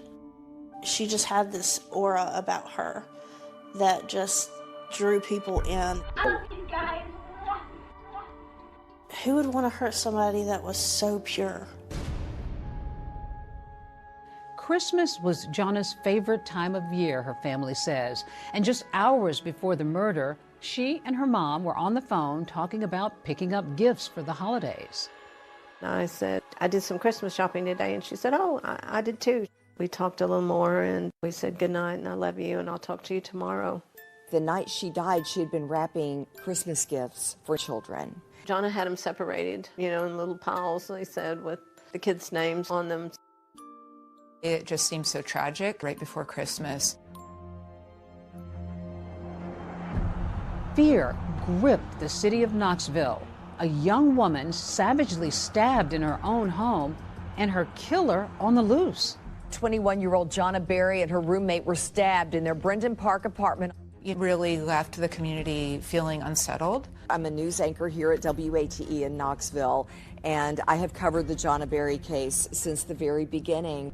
This seemed to be a crime out of nowhere. There were so many questions, and people were wondering what on earth is going on. To this day, Jana's mom, Joan, can't shake the image. Her daughter bleeding, terrified, pounding on doors, and nobody answering. When you heard that she frantically ran asking for help and nobody answered their doors, what did you make of that? It angered me at first. I can understand someone not opening the door at 4 o'clock in the morning. I can understand that. People don't want to get involved. Why couldn't you be more like Jana and want to help people? She would have helped anybody. Some of the folks in the apartment complex possibly could not have heard the knock on the door due to it being in the middle of the night and the bedroom being located so far away from the front door. Some people, we learned, were not at home. Detectives began a full-scale investigation, and there's one thing that is impossible to ignore: the sheer amount of blood in Jana's apartment. How bloody was this crime scene? There was blood in not only in Jana's bedroom, Jason's bedroom, blood in the living room, blood on the back door, blood out the back of the apartment going down the stairs. Blood is on the doorknob, blood is on the floor, blood is on the door. Looked like there had been some type of fight in Jana's bedroom. This had been a struggle. Yes, you could tell that there was a struggle in there. You could tell that she fought hard. Numerous samples of blood were taken from the crime scene. The blood sample was sent to the TBI for analysis. This is the exit that the perpetrator took the night of the crime. We can see that this door is ajar. There's no evidence of a forcible break-in. Detectives wanted to find out was how the person got into the apartment without no forced entry being there. Was the door left unlocked? Did they have a key? Were they let in? There was some speculation that Jonna had been on the phone with her fiance, and perhaps in the excitement of wrapping the gifts and just having these other distractions that she forgot to lock the door. Could it have been a friend of theirs that was in the apartment? Was it somebody that had gotten upset with Jason or Jonna? So there's a lot of different theories that were being thought about of what could have happened. Investigators also discover curious items in the apartment, like a hat and a CD case they believe belonged to the killer. The Atlanta Braves hat, the CD case, all of those things were leading us to believe that someone else possibly had entered the apartment since these things did not belong to either one of the occupants of the apartment. The murder weapon was discovered in the hallway directly outside of Jonna's bedroom. The knife was in the floor and it had blood on it, hair on it, and it was bent. The hair that was found on the knife appeared to be from Jonna. We knew right away that the knife came from inside the home. It was part of a matching set that was from the kitchen. What stood out to me the most about the weapon is how damaged it was. The handle was broken, the blade was bent. I could only assume that it had hit bone, that it was used multiple times, that it was very violent just given the force to break the handle. While the murder weapon reveals a violent struggle, there's a single piece of evidence left on the blade which might point to the hand that held it. There was a partial fingerprint that was found on the knife. There was an unknown DNA that was found on the knife. Now that's got to be important because now that's going to be something that's going to lead you to somebody. Oh yes, very, very important. If we can match a fingerprint or a partial fingerprint to someone, that would help. Our guys photographed it, sent that off to the lab to see if they would be able to get the fingerprint off of there and see if it was in any kind of system or database that they had. But police aren't finished yet. In Jason's room, they discover a piece of cardboard and on it a damning piece of evidence. There was a very pronounced shoe print. And what stood out about the shoe print the most is that it was in blood. Detectives also take note of the shocking number of times that Jonna was stabbed. Jonna's autopsy revealed that As far as the hospital goes, that was sort of a dead end. It never produced any kind of information either. Jonna had no enemies. You know, nobody ever expressed being angry with her, or she never had any trouble with anybody. We had no earthly idea of who could have done this. We really focused mostly on her closest circle. The first people that we wanted to clear from Jonna's murder were Jason, the roommate, and Jason, her fiance at the time. The violent nature of the attack, the numerosity of the wounds, all hinted towards some sort of personal relationship that she may have had with somebody. Joan Berry says her daughter met Jason White at a party when they were both students at East Tennessee State University, and the romance moved quickly. We're very fond of Jason. She got engaged at Christmas, and she couldn't wait to show me her ring. She wanted more than anything to be his wife and be a mom and raise a child with him and have them grow old together. She was so excited to marry him. After graduation, Jason moves to Michigan to get his law degree, while Jonna moves to Knoxville to continue her studies. He was in Michigan, and every night she would go to sleep with them talking. And then when she would go to sleep is when he would hang up. In speaking with Jason White, he had explained to us that he talked to Jonna that night.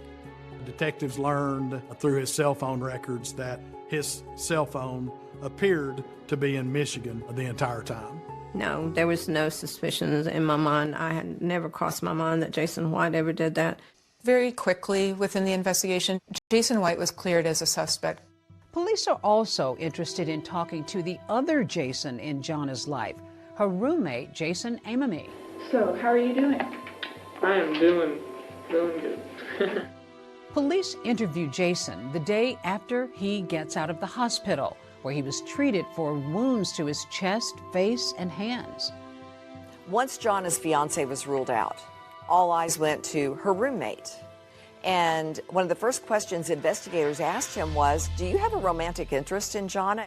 As far as your relationship with Jana, how long have you known her? I've known her for probably at least over 5 years. Okay. Did you guys ever date? No. Never? No. I was living in Knoxville and she needed a place to stay, so I said I'd be happy to let you live with me. That wouldn't be a problem. She's got her fiance. Right. This is another guy. What did you make of the arrangement for her to move in with a guy as a roommate? I was fine with that. I'd known Jason for a couple of years. He was a boyfriend of one of her good friends too. So, and even her fiance, Jason White, he didn't have a problem with it. He tells Detective Delgado that on the night of the attack, he was watching TV when Jana decides to go to bed. She probably went to sleep about 10:30. I probably went to sleep 12:30 around there. What do you remember after that? I just remember waking up, hearing screams. I looked at my alarm clock. I believe I remember seeing a 4, so probably at 4 a.m. sometime. Jason says it's not the first time he's been awakened by Jana screaming at night. She sleeps very light. She told me when she first moved in, she said, if I wake up and I'm scared or something, just come in and check on me, make sure I'm okay.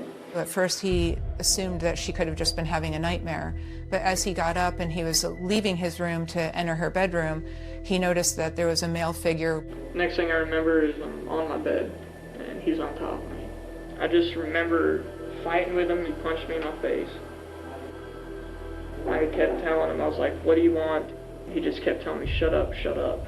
And then I felt a sharp pain right here, and that's when I knew he had a knife. He grabbed the knife to try to get it away from the individual. He kicked the individual in the groin area. The individual went back against the bedroom wall. He saw an opening that he would be able to get out of the bedroom. At that point, he didn't hear any more screams for Jana. He wasn't sure if she had escaped the apartment or not. But at that point, he just ran out of the apartment as quickly as possible.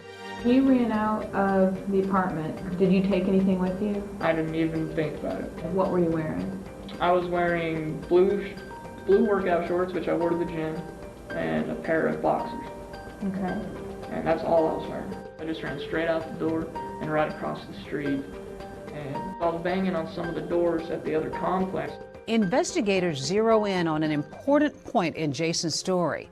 He came face to face with his attacker, Jana's killer. Now, let's just go through what this guy looks like. He's got short hair, kind of like mine. It's like a brownish blonde color. He felt confident that he would be able to identify the person, provide a sketch of what this individual looked like.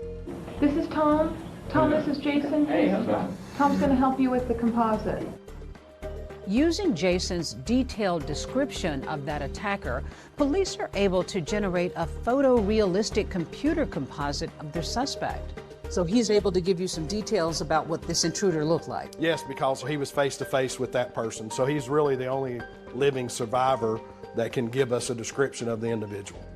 Despite Jason's cooperation, investigators say they still have lingering questions about Jana's roommate.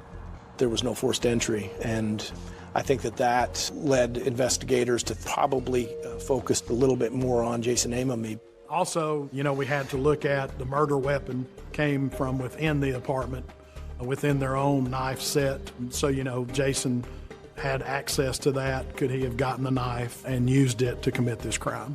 Could he have cut his own finger? It'd be pretty hard to stab yourself in the face close to your eye, but we couldn't rule that out. Is Jason a victim or a suspect? Investigators take him back to the scene of the crime. Will his story hold up? He just kept stabbing and stabbing. That's at the point to where I noticed he finally had a knife. The walkthrough was really important for us. Look for inconsistencies regarding what he was telling us about the scene, what happened that night.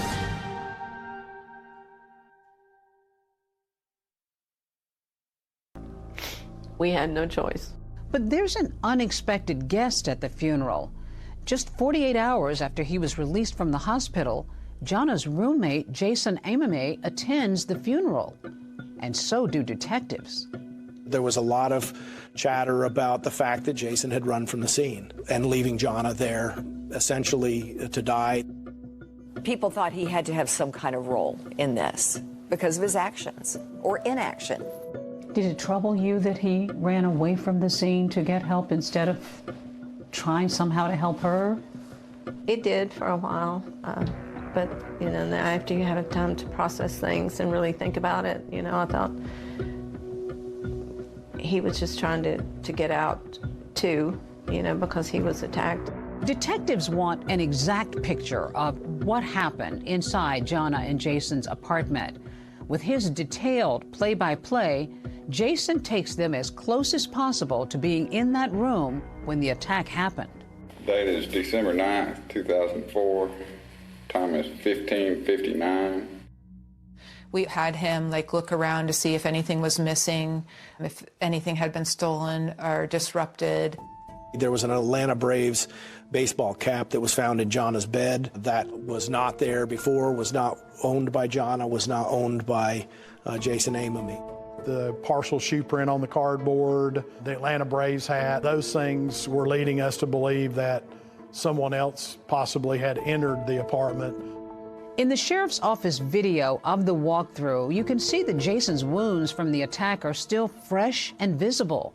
Still, he's able to calmly describe the evening's events in great detail. I came home from the gym and the door was locked.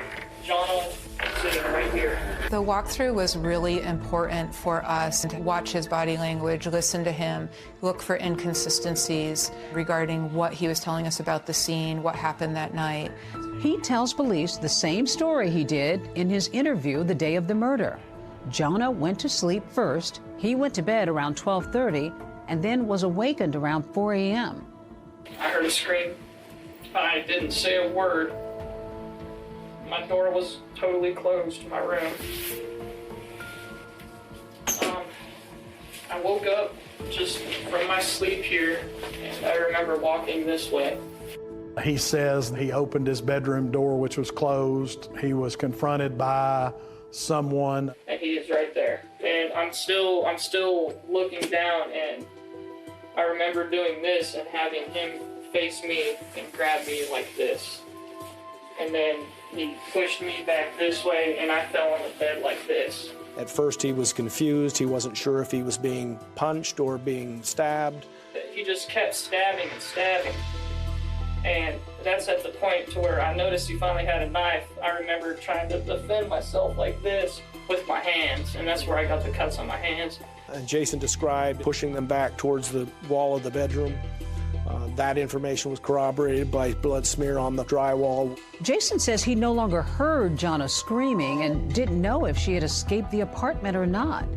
I took off and I ran as fast as I could this way. He said that when he left the apartment, he had to unlock the front door to get out. And as I ran through here and got the door open, I just ran. I didn't even stop in here. I ran down through here and down these stairs. So Jana's roommate goes running from this apartment complex. What route did he take? Jana's apartment is located over this way, so he ran out of the apartment complex. He saw a figure off in the distance. He thought it was the person that was still chasing him or looking for him. Came this way and looked closer at it. And I saw a figure come from behind this little cabana here and kneel down in between one of these bushes here on the other side of the pool. And it was kind of like somebody going like this. Walking like this. After knocking on doors at a neighboring apartment complex but not getting any help, Jason takes off down the road. I think the biggest information that we got from the walkthrough was he felt like he was being pursued, and you kind of started to understand how and why he made it all the way to the 24-hour convenience store before he could summon help. I bolted down to the street. And I got behind the car and started yelling even more. They didn't even stop. So I remember going just right next to these bushes here. I remember scaling right about this point right here. And then when I got to the door here, I looked inside, noticed the clerk. I got to here, told him to get help. After that minute-by-minute account that was consistent with his earlier statements, detectives are now less convinced that Jason could be the killer. But is he telling the full truth? When Jason was confronted by the polygrapher, he became very upset. Turn your chair around, let's talk. Yeah. Your scores were substantial, say. Where am I wrong then? I have told you the 100% truth. And new physical evidence leads to more questions than answers. There was Jonna's DNA, Jason Amamy's DNA, and there was an unknown DNA that was collected. They realize there's a third party that was in that room. And a twist so wild, not even seasoned investigators could see it coming. I felt very confident. This has to be our guy. Why would anybody want to cop to a crime they didn't commit?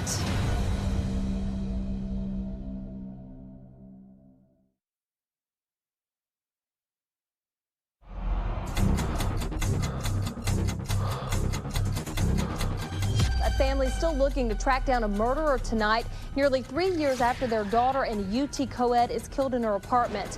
What is that like for you as a family to have your daughter murdered and no one arrested for it? That was the only thing on my mind from morning to night. That's all I could think about. When it comes to this mother wanting to find answers, she would stop at nothing. We need to know who did this to Jonna. We need answers. We would follow up with the tips that we would get. Ruling out suspects. All I'm trying to determine is the truth. And I'll give my point, Jason, that you haven't told it to me. I have told you the 100% truth. And seeing what's left. There was an unknown DNA that was collected from several locations inside and outside of the apartment. Now that's got to be important because now that's going to be something that's going to lead you to somebody. You get the case of Jonna Berry and you're running samples. Give me an idea of how that works. There's no other person, literally no other person in the world, but you that could have left that sample. You know what happened to this girl?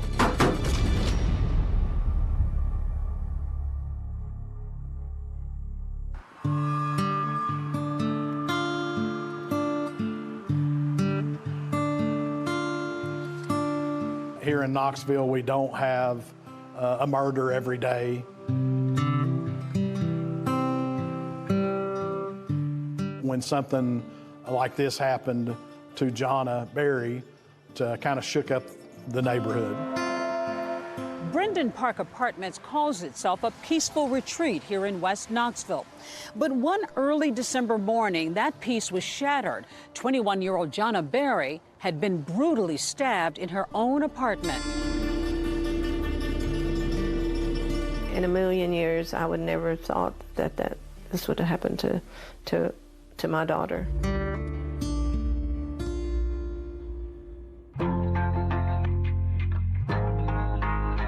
21-year-old Jonna Berry and her roommate were stabbed in their Brendan Park apartment on December 6th. The roommate who survived was able to call police, but Jonna didn't make it, and her killer is still on the loose.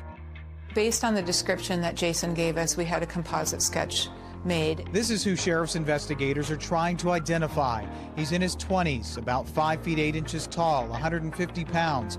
The thing about the composite, it had some really distinguishing features.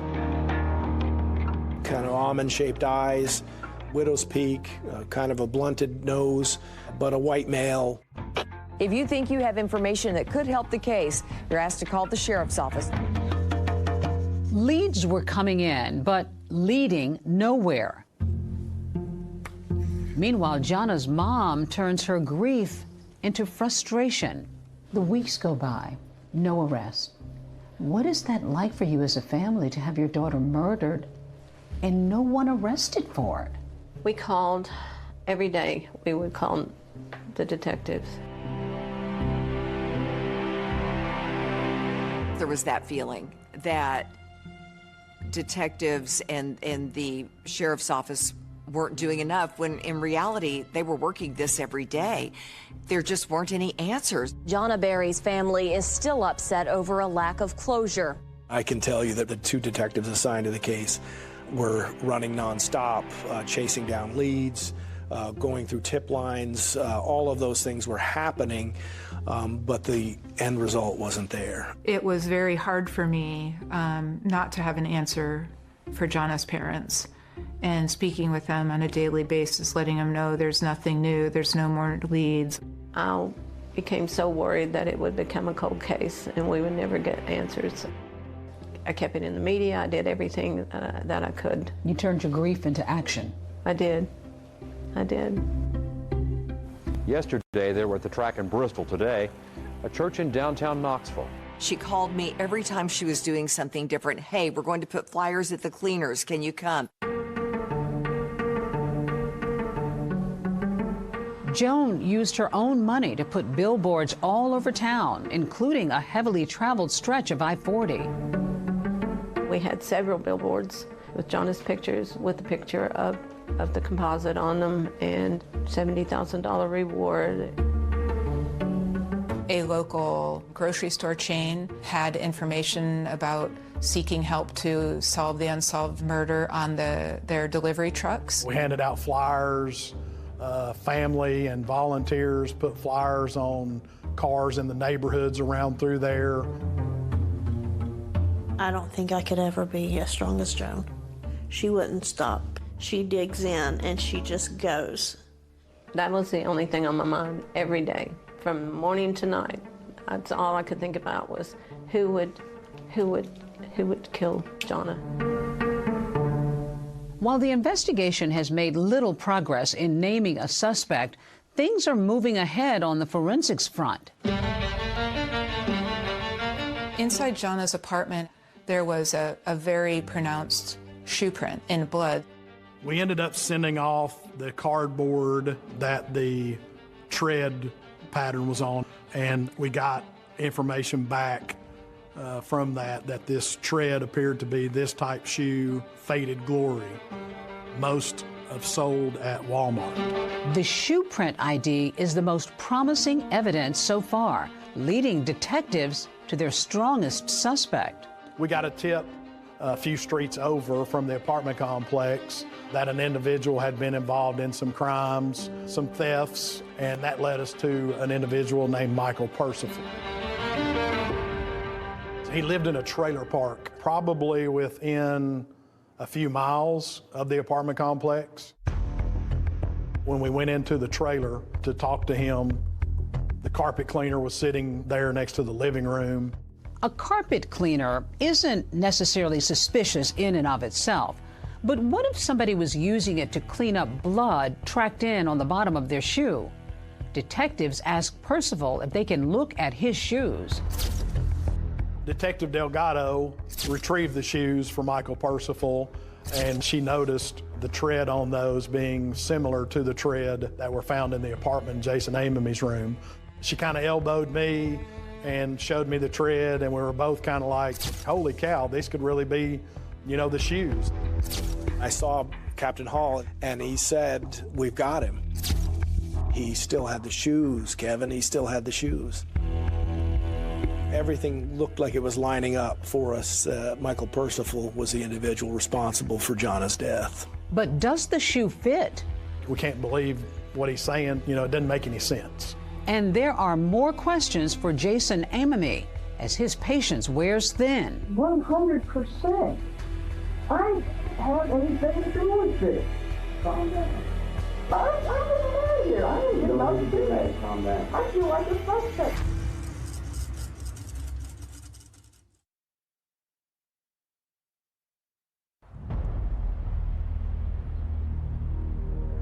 Detectives Hall and Delgado have just gotten a big lead in Jonna Berry's murder case. They're led to a 19-year-old named Michael Percival. His shoes appear to match that bloody shoe print left behind at the crime scene. I felt very confident. This has to be your guy. Both of us were kind of big-eyed. It was just like, we've got it solved. We couldn't believe that he kept the shoes. Investigators bring Percival in for an interview, and in a shocking admission, the teenager says he witnessed the murder. When Michael first admitted to being at Jana's house, he explained that this was part of a drug deal gone wrong. He said that he went there with a drug dealer to collect money from Jana and Jason for drugs that they had purchased. He said that he entered the apartment and this individual that he came with was stabbing Jana and Jason inside the apartment. But as detectives keep questioning him, they say his story just isn't adding up. There was nothing to indicate at all that Jason or Jana were involved in drugs, so it was very inconsistent with what we knew about the victims. Jana was never involved in drugs. She was very straight-laced. Investigators take a closer look at Percival's shoes that they believe might have been at the crime scene. We sent those off for analysis, and the analysis came back. It was not an exact match. Those were not the shoes. This was another dead end. Michael Percival was ultimately cleared. Why would anybody want to cop to a crime they didn't commit? We learned through the investigation that Michael Percival liked attention. Now, back at square one, investigators are re-examining the case. There's this one person detectives keep coming back to, and it's Jana's roommate, Jason Amami. While evidence such as the CDs, a baseball cap, and that bloody shoe print suggest a third person might have been in the apartment, detectives still have questions for Jason. We wanted to 100% make sure that Jason wasn't involved in this in any way. Even if there was another person involved, that he didn't let them in. So police ask him to take a polygraph test. He agrees, and the test is videotaped. Are you ready to take this test? Sure. All right. If you would, I need to take off my sweatshirt. Yeah, if you would. One of the main reasons that we asked Jason to take a polygraph is just simply to see how cooperative he would be with it. Do you know for sure who caused the death of Jana Berry? No. Did you have prior knowledge that the person who stabbed Johnny would be at your apartment that night? No. But then things take a sudden turn in the interview room when the polygrapher begins to interrogate Jason. Jason, I want you to listen to me. Yeah. You know, I think you're a smart boy, but you did a part on that test. Did I really? You really did. Turn your chair around. Let's talk. Yeah. Why do you think you failed the test? I don't know. I was 100% truthful. The polygrapher basically started interviewing Jason Amami and accusing him of being the killer. But I've been doing this for a long time, and there's something that you have not told me. Did you stab that girl? No, I did not stab her at all. Did you get just angry, perhaps, over something that she said or something that happened there? Never. And you just lashed out? Never. All I'm trying to determine is the truth. And I'll give my point, Jason, that you haven't told it to me. Where am I lying then? I have told you the 100% true. It was the first time we really saw Jason react emotionally, in the sense you could tell he was very angered and offended by the question. Are you saying I did it? I'm saying it certainly looks like it. It was confrontational. The polygrapher was not just asking questions, but was essentially involved in a heated interrogation. 100%. I didn't have anything to do with this. I don't care what that box says. I voluntarily took this. If I had something to hide, why would I take this test? Why would I do DNA? Why would I do this? Calm down. I'm getting mad here. I ain't getting upset. Calm down. I feel like a suspect now. Calm down. He's very, very upset. It took a little bit to get him calmed down. Police are reviewing Jason's test results when they discover there's an error. The polygrapher said that he failed the test. When we had two other polygraphers look at the results, they basically said that he passed the test. Besides passing the polygraph, detectives also aren't able to link that bloody shoe print or partial fingerprint on the knife to Jason, so he's ultimately cleared. Jason was originally from Colorado, and shortly after, he relocated back to Colorado. Michael and I traveled to Colorado and visited with him. He answered our questions and had time for us, and I'm sure this has affected Jason's life too. Jason has not only suffered the trauma of the attack, but he's also facing public scrutiny and innuendo. Jason was a good kid who got caught up in this and the circumstances of it and made a decision of flight that was involuntary and took a lot of heat and a lot of flack for that, and has. Weeks after the murder, a new bombshell development when lab results come back from blood at the crime scene. There was Jana's DNA, Jason Amamy's DNA, and there was an unknown DNA inside and outside of the apartment. Could this DNA belong to the killer? Detectives are racing to find out. That was the key to getting the person that did this. Wow, they're going to be able to find who murdered her.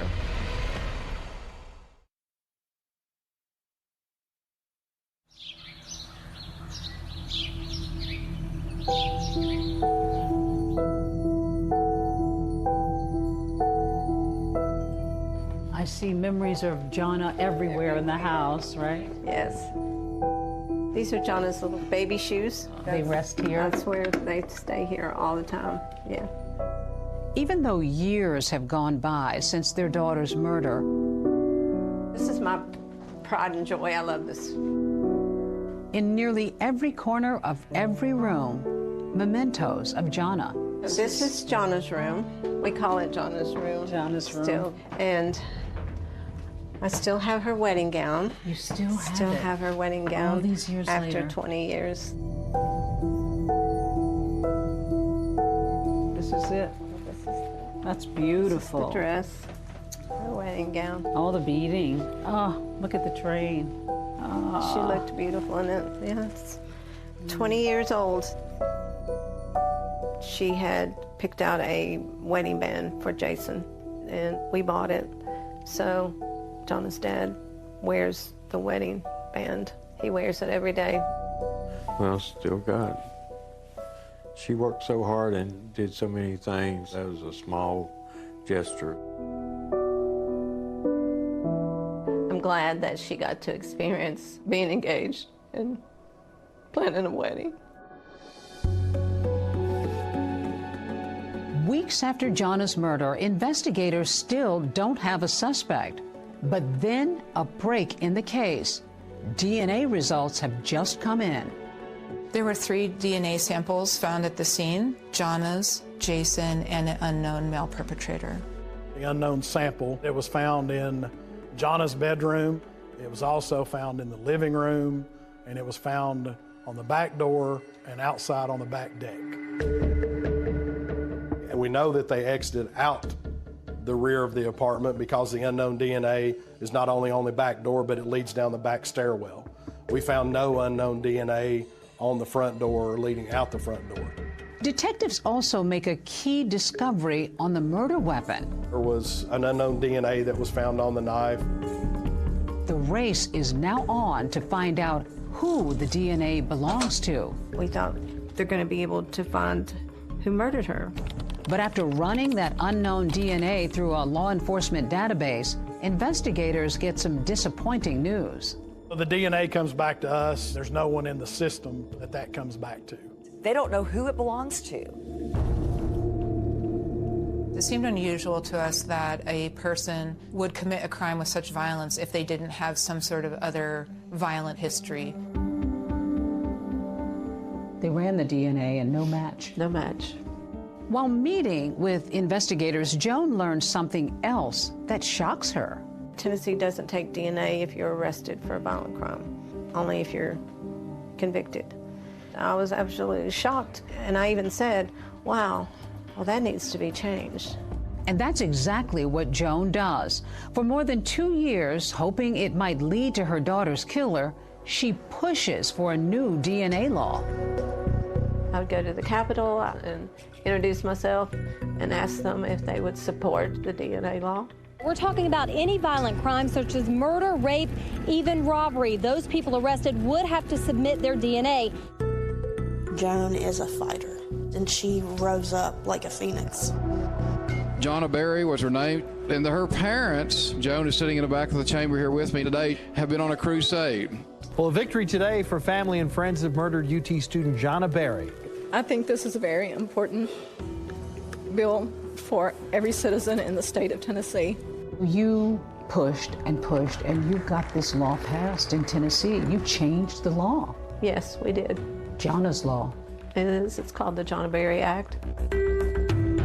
But ironically, even after changing the law, Joan discovers there's still no match with that unknown DNA in her daughter's case. How did you find the strength to keep pushing? And this was the most important thing in the world to me, to find out who murdered Jonna. When it comes to this mother wanting to find answers, she would stop at nothing.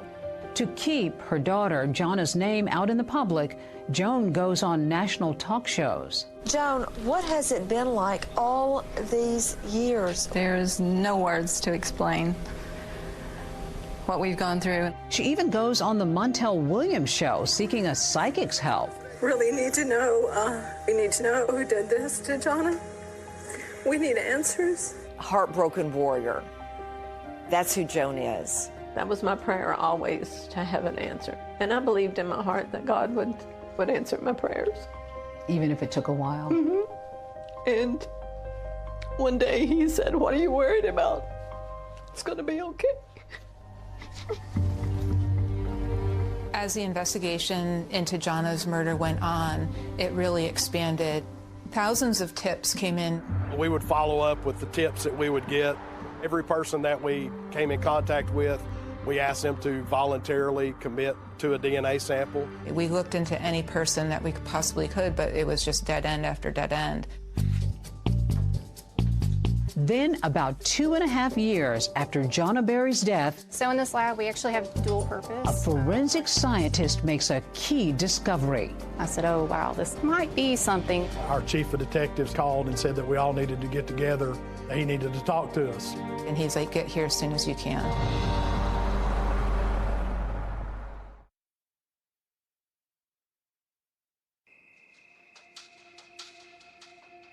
A family still looking to track down a murderer tonight, nearly 3 years after their daughter and a UT co-ed is killed in her apartment.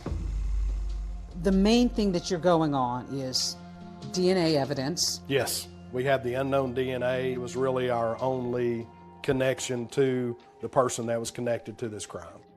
We thought, will we ever have this case solved?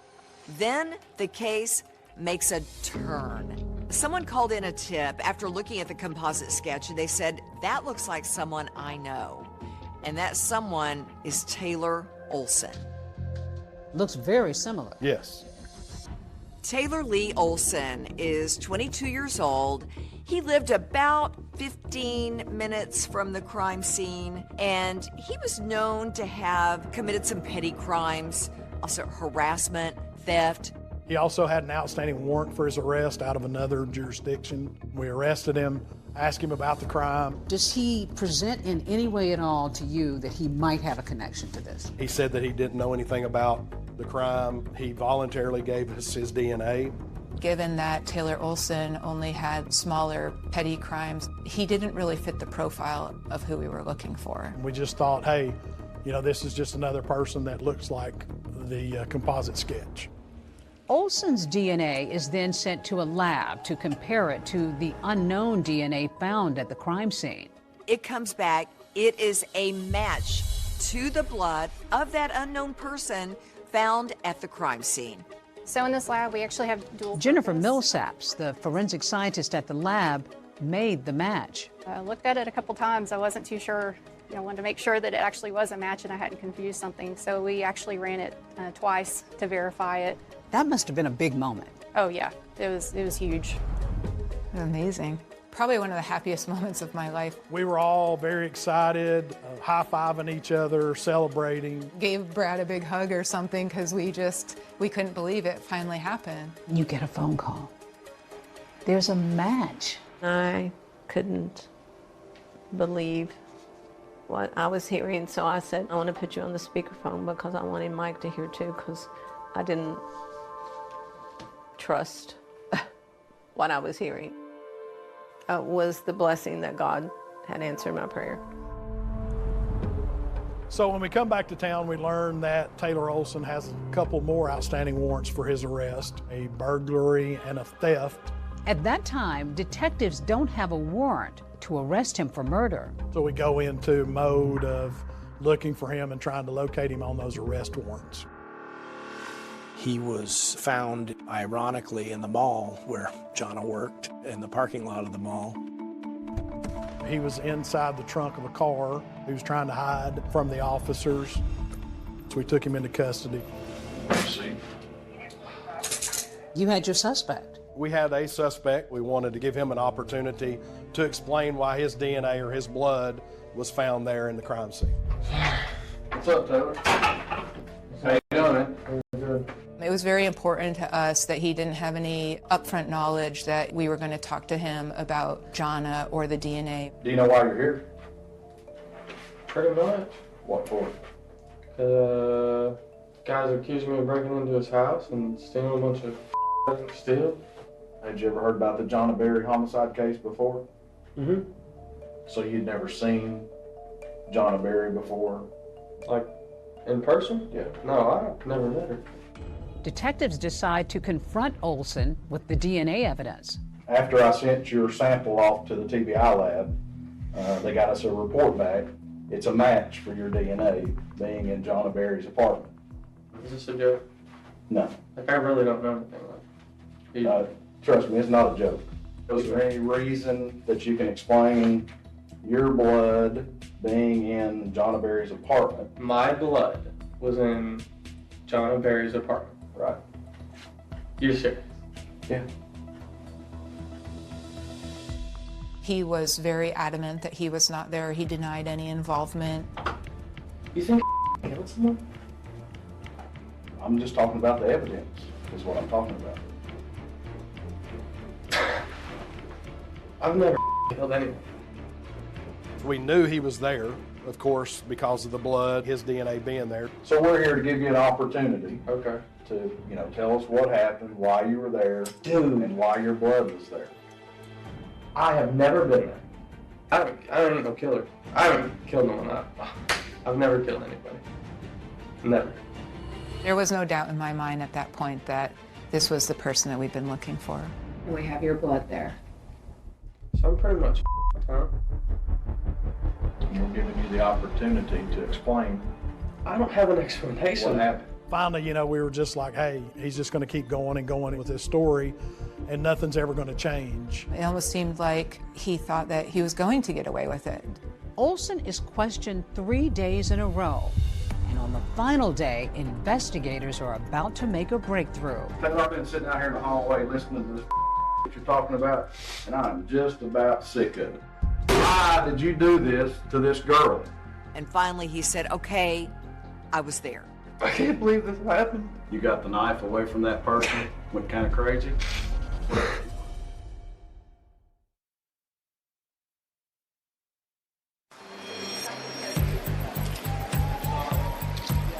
Have a seat now, Sherry. You want both free? Yeah. Okay. This is your opportunity to tell, because this is your last chance. Your last chance to get your voice out there. You tell your side of it. We already know her side.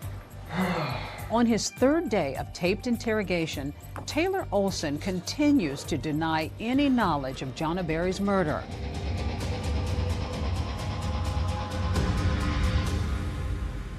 Why don't you tell me what happened when you were inside? I don't know. He would just say, I don't have an explanation, don't have an explanation. So finally, we just said, enough's enough. Taylor, I've been sitting out here in the hallway listening to this you're talking about, and I'm just about sick of it. You know what happened to this girl? Look at this. You were there. You know what happened to her. We know you were there. The evidence shows you were there. Why did you do this to this girl? Huh? Oh my God. Why'd you do that? And that's when you really saw Taylor change. Like, once he saw the crime scene photo, this is what happened, this is what you did. Like, you need to talk about this. Finally, with evidence of the crime staring him right in the face, Taylor Olson begins sharing his own account of the night of the murder. I just didn't understand what happened. I just Did you thought have I blood? got too Did you drunk. have blood on you? Were you cut? I don't remember if I was cut. Eventually, more details begin trickling in as Olson says he was out that night with a friend named Noah Cox. Me and Noah went out and jacked a CD player out of a car. And we kind of got lost from each other. And someone came out when we were breaking into cars and yelled at us. Ran off. I don't know where the hell he was. Now, wandering around on his own, Olson says he suddenly found himself outside Jana's apartment. He says he goes up back steps of Jana and Jason Amami's apartment. I was looking for some keys. And then someone said, "Who are you?" or "What are you doing?" or something. And I was like, chill out. And then I just heard like a yell, and then I just felt the pain. He goes in Jana's bedroom. Jana wakes up. He says they get into a confrontation and she has a knife, stabs him on the arm, fought with her over the knife. She did fight back hard. She fought for her life. That's why the stabbing kept going on and on. You got the knife away from that person and just went kind of crazy? Yeah. I guess they were sleeping with it.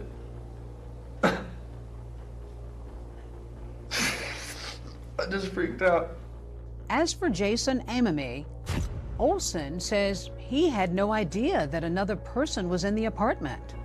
I didn't even remember anything about the guy until the news said it was 2 people. I didn't realize everyone got hurt like that. Did you just go in there and things just went wrong? I really don't know her, man. I've never met her. There's no reason for him to select that apartment other than the fact that it was the first apartment he came to that had an open door.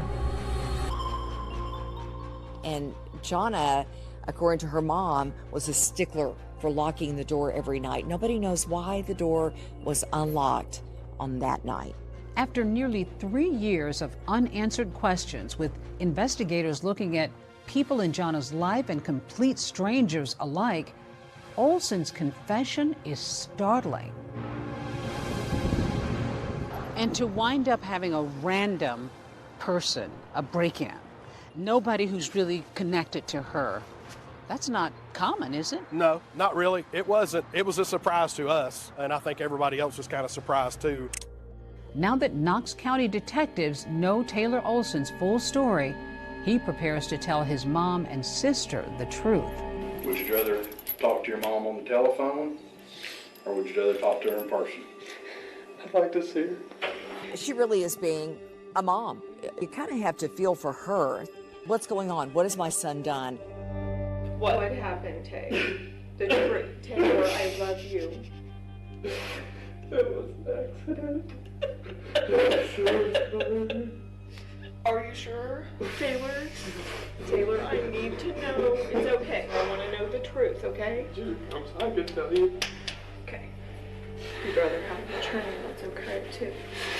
Did they offer you one? Yes. When did you tell him the truth? How did that come about? I got my blood's on the knife, and my blood's like in Then the why did they back door. let you go? Did they get the DNA back? Okay, and it matches? Taylor, okay. Listen, I'm gonna help you. I want to make sure that this is for real and that you did it. No, I don't know. And at that point, you feel their brokenness over this horrific crime. Taylor, I want you to know something. I want you to start praying because there is a God. Do you hear me? He loves you and will forgive if this is true. I'm so sorry, Mom. After coming clean to his family, Olson now faces the press. Did you mean to kill her? What? Was it an accident? But You stabbed her 26 times. And his look was one of complete surprise, shock, baffled. He told reporters it was an accident. How's that an accident? Accidents happen one time, not 20 plus.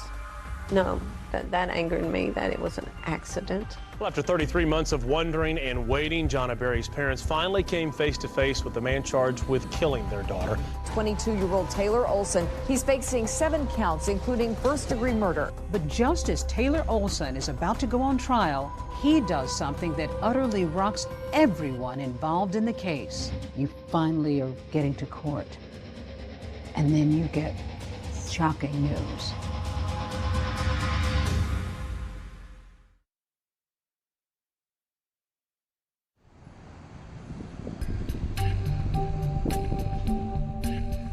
Our top story tonight. This man, 22-year-old Taylor Lee Olson of Knoxville, is behind bars. Now, today's announcement providing some relief to Jonna's family, who have spent years and countless hours searching for her killer.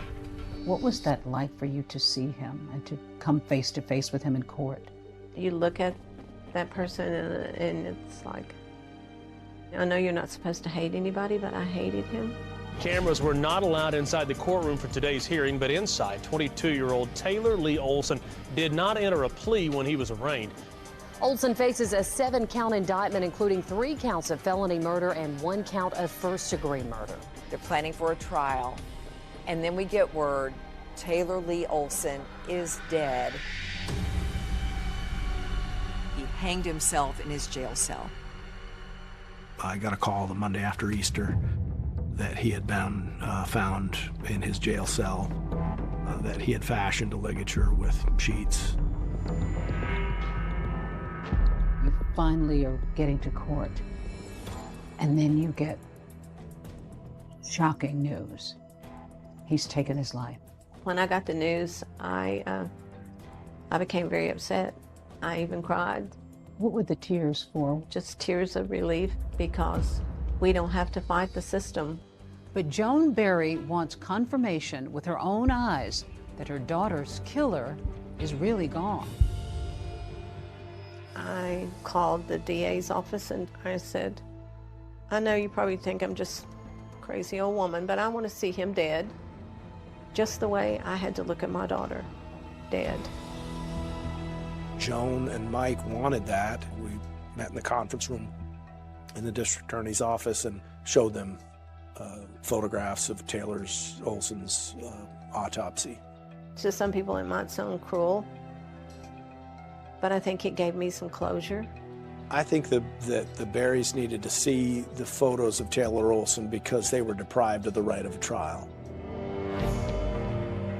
Though there's no trial, the case isn't exactly over, because in writings left behind in his jail cell, Taylor Olson tries to argue his innocence from beyond the grave. I read a bunch of letters that said, I didn't do it, and hung himself. That's a coward's admission of guilt. Olson writes a long note called The Story, where he tries to shift blame by bringing back a familiar name.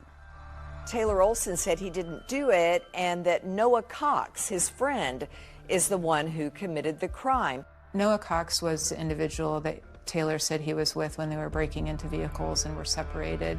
In an audio recording with investigators, Noah Cox denies breaking into cars with Olson that night, and he's adamant that he was never in Jonna Berry's apartment. Mr. Cox, were you present in the apartment when Jonna Berry was murdered? No, sir. The whole story just really doesn't make sense. We had talked to Noah Cox. He had submitted to a DNA sample. His DNA didn't come back as a match to the unknown sample. There was no evidence showing that Noah Cox was ever in that apartment. There's no other blood samples, fingerprints, nothing to indicate that anyone but Taylor was there. Taylor Olson's partial fingerprint was ultimately found on the murder weapon. Was there any part of you that felt any sadness for the outcome? Sad for his family. 2 families' lives have been ruined, you know, painfully. I'll never see my daughter again. Now they'll never see their son again. Through their pain, Joan and Mike Berry stay busy, focusing on the laws they've changed and all the victims they've helped. And now here we are at the TBI, where there is big change. There is change. There's now a memorial to Jonna at the Tennessee Bureau of Investigation's Knoxville DNA lab.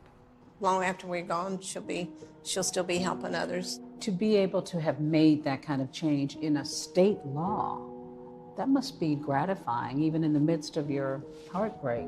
It is very gratifying, but it's also sad that this had to happen to my daughter. And when Joan and Mike aren't tirelessly fighting for victims' rights, every senator vote on the bill. Every senator vote has every senator voted. You do remember that one? August the 26th or 21st birthday. they take time to savor the bright, wonderful memories their daughter left behind, including a note written to each of them on her high school graduation day. I still have the letter, so I'd like to read it to you, and it says, "Dear Mom, I want to thank you for being my mom. You have always been the one I could turn to, no matter what. The only true friend that I've ever had. I only hope that someday that I'll be a mom as good as you are. I hope that I have made you proud, and I hope I will continue to make you proud in the future. I love you, your daughter, Jonna." I love you guys. She loved life. You know, I can still see her in her little red convertible with the top down and her ponytail blowing in the wind. Jonna, smile for the camera, girl.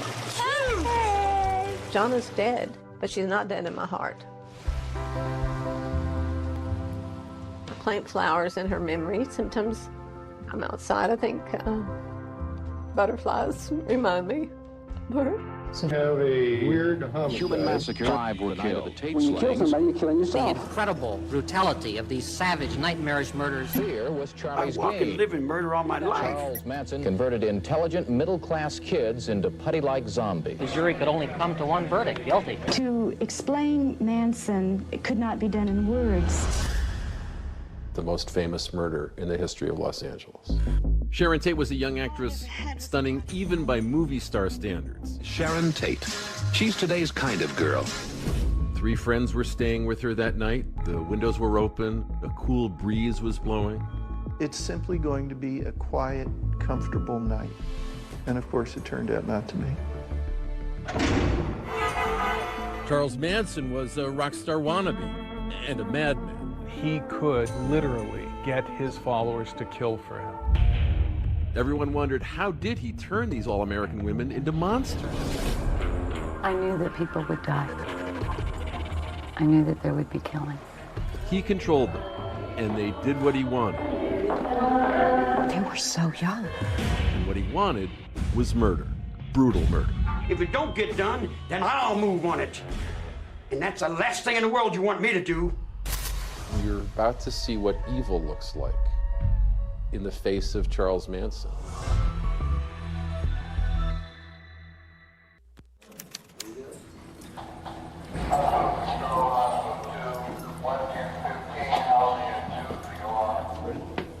Yeah, we're ready. Well, I'm a sound man, I'm a sound recordist, and I was working production for ABC News, and we were headed off for Corcoran Prison to interview this man. The plan was we'd set up the room, and the very last thing to do would be to send me out into the hallway to put a microphone on Charles Manson. Come on, Charles. Come on, Charles. All right. You're set. All right. All right, easy. You're gonna call us when we're done. We'll come and get you. And as I'm putting the microphone on, he looks me in the eye and he says, "Where are you from, boy?" That's up for a duty, right? And the hair on the back of my neck stood up. And I said, I'm from Los Angeles, sir. And he said, "Los Angeles. And I've been waiting a long time for a bus to come pick me up and take me on back." Hello. There was tension in the room.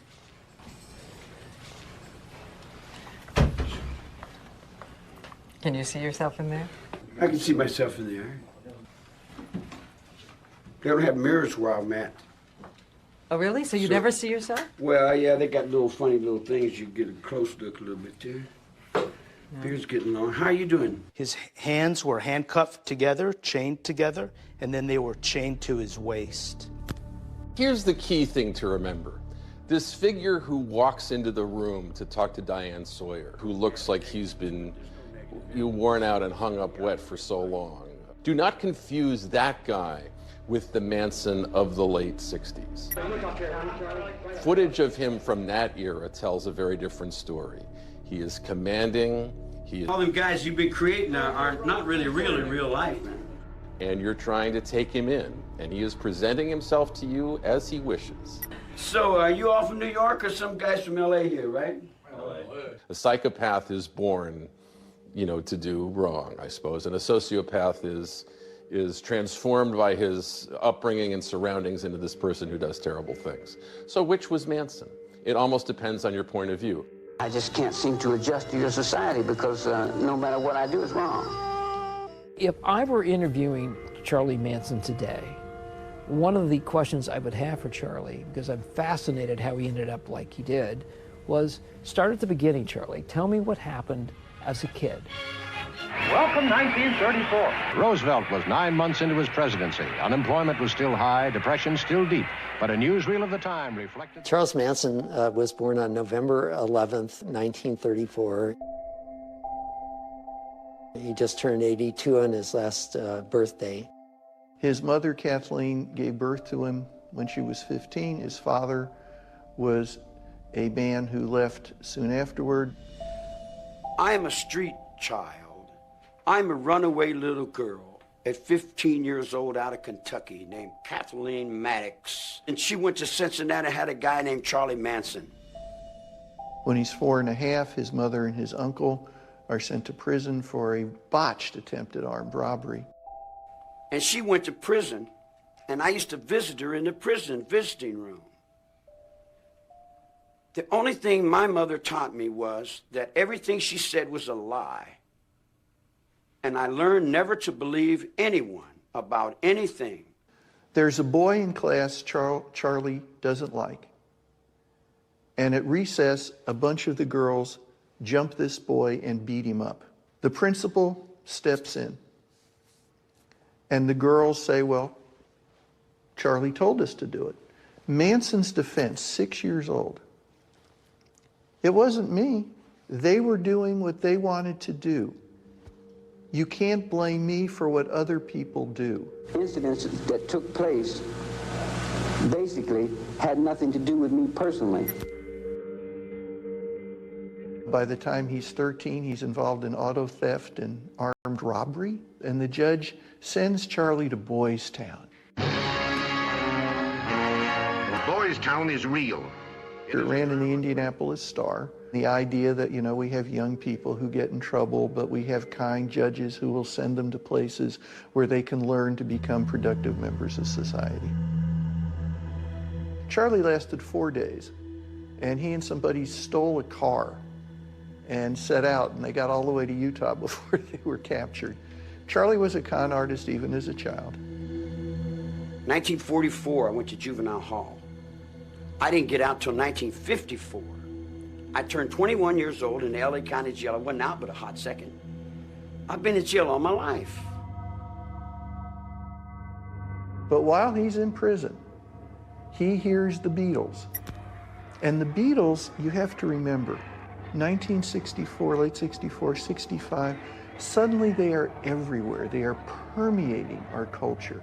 3,000 screaming teenagers are at New York's Kennedy Airport to greet, you guessed it, the Beatles. And they come to represent to Charlie Manson what he wants most.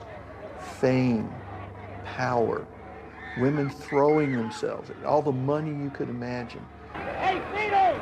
Line up this way! Maybe because he knew what was going on out there, he picked up a little guitar and he started to play and to write some of his own songs in prison. There's certainly evidence that he picked up quite a few skills, you might say, in prison. He learned from the pimps. He learned from Dale Carnegie classes. Remember, if you want to be liked instantly, do as the puppy does. Become genuinely interested in other people and show it.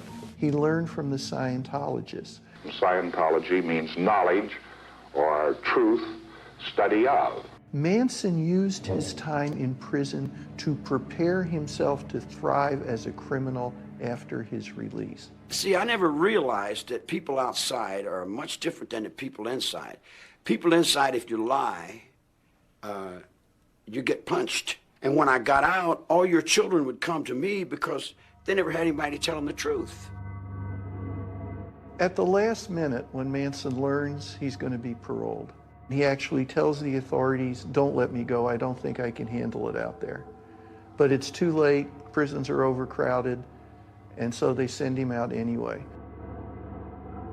But that one moment, he's being honest. If you let me out, I think I'm going to do the same things that I've been doing or even more. The city of Los Angeles has had another multiple murder. Shot and stabbed to death. Another bizarre murder. 8 murders Their without back reason. brutally cut by a whip. Charles Manson, the cult leader accused of murder. Wish they'd listen to him.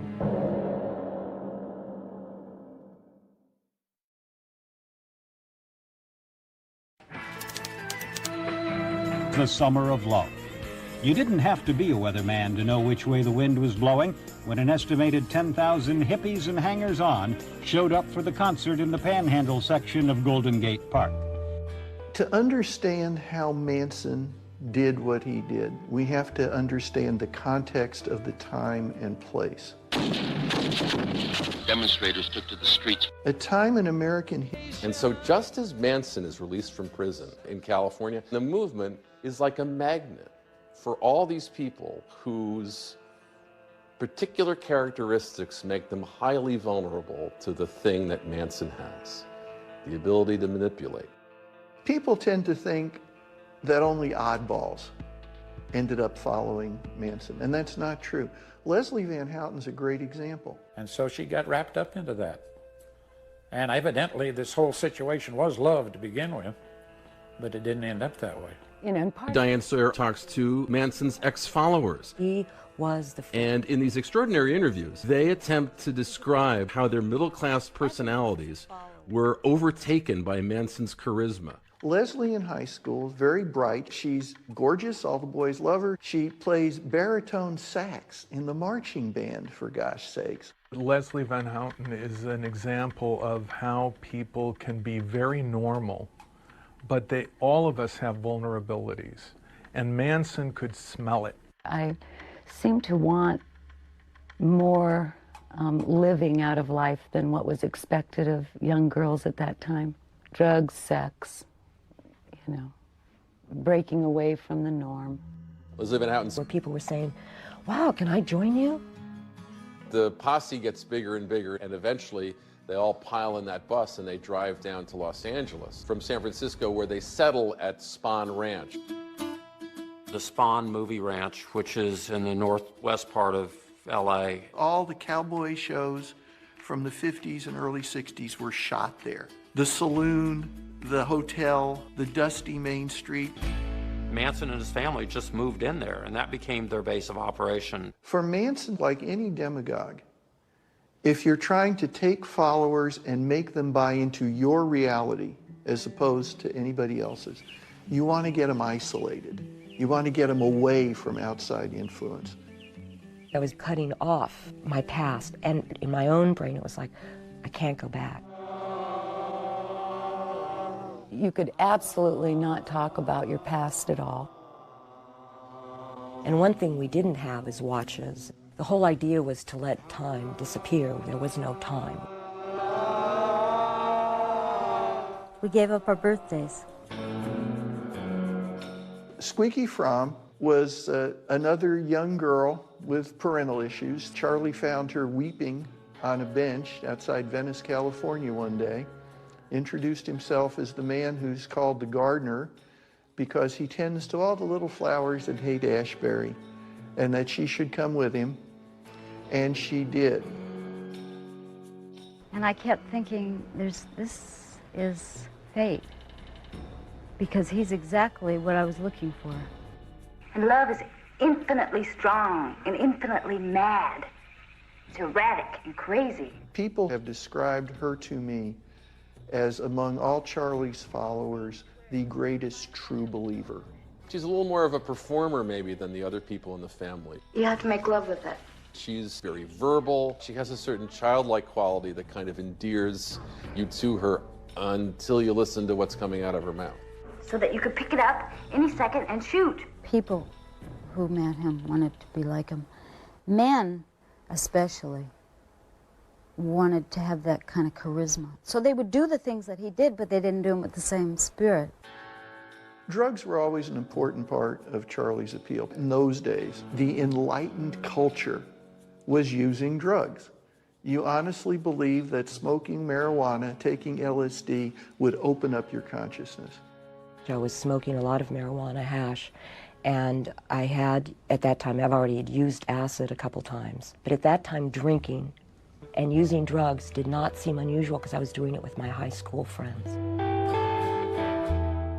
Charlie would use LSD for his special ceremonies on a daily basis where he would preach to people towards the end of the day. Well, we took hundreds of trips together. He would personally put the dosages in his followers' mouths.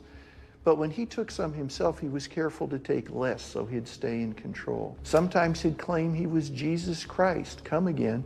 He even would take up positions as though he was being crucified. Sometimes he would reenact the crucifixion when we were on LSD.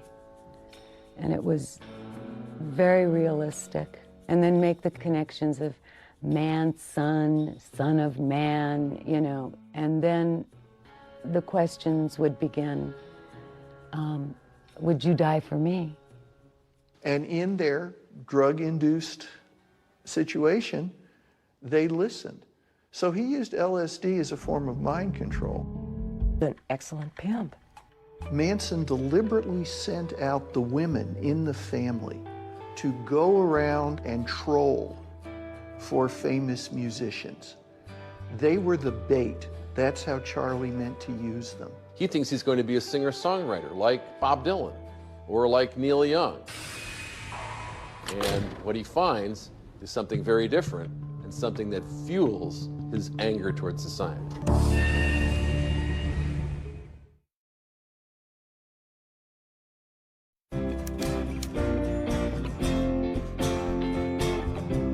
The late 60s in Los Angeles, especially in places like Laurel Canyon, is an incredibly exciting time musically. Don't it always seem to go? You have Joni Mitchell up there doing Ladies of the Canyon in 1969. You have The Doors. I've been to Hollywood. Neil Young's here. You've got Jackson Browne is here. Glenn Frey. Genuinely really talented people who will make music that we'll listen to for the next 50 years. If you wanted to be a rock and roll star, you had to come to Los Angeles. Manson's goal in life, his obsession, was to become a bigger rock star than the Beatles. That's why he comes to Los Angeles. At this particular moment in the entertainment community, you had an open door policy. Musicians, their addresses were really well known around those times. People would come down from their bedrooms and there'd be 3 or 4 people waiting to get a recording deal. And you weren't supposed to call the cops. He was convinced he would acquire a patron among all the rock stars who lived in LA. So Manson would send some of the women out to places where famous musicians lived to try and make some sort of connection. And one day, 2 of the women in the family, Patricia Krenwinkel and a woman called Yeller, are hitchhiking. Late that night, and Manson has moved into his mansion, along with several other family members. He came home one night, and he told me that Charlie and the girls were kind of invited themselves over and stayed for a while. One of the Manson girls talks about being at Dennis Wilson's house, walking around with the family members around Dennis Wilson's pool on a beautiful Southern California afternoon. The girls are topless, joints are being passed. It just sounded so blissful, and that was the 60s. Always party time. Dennis really liked women. Dennis appears to have liked women pretty much indiscriminately. You know, initially for Dennis Wilson, it was great. It was girls, drugs, and Manson could supply both. We were invited by Dennis to come to dinner to meet Charlie and the family. There were in a group sex kind of situation, and it wasn't my cup of tea. So I excused myself to take a shower. No sooner than I got in the shower, door opened, and Charlie Manson stood there and looked up at me and said, "You can't do that." I said, "Excuse me?" "You can't leave the group." And he looked at me with these wide eyes and kind of maniacal look. "One of your group members is involved with something so weird." It was kind of frightening and freaky to me. Dennis Wilson loved having the Manson family with him for a while. He thought Manson was a great intellect. He nicknamed him the Wizard.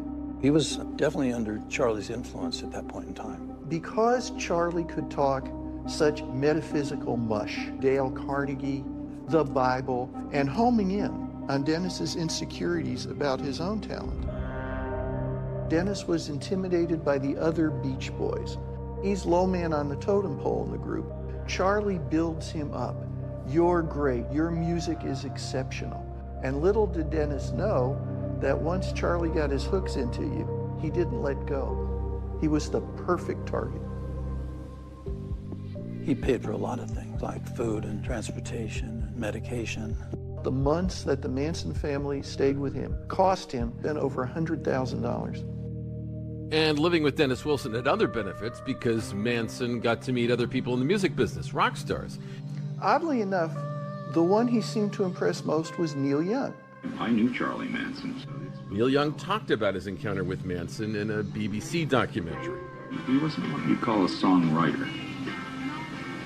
He was like a song spewer. It is astonishing to think that Neil Young took an interest in the music of Charles Manson. Yeah, he's good. It's just a little out of control. For a few months, Dennis Wilson thought Charles Manson was a music genius. He wrote a song called "Cease to Exist." Cease to exist. Just come and say you love me. Dennis Wilson brought that song, "Cease to Exist," to the Beach Boys, only he renamed it, gave it some new lyrics. It was called "Never Learn Not to Love."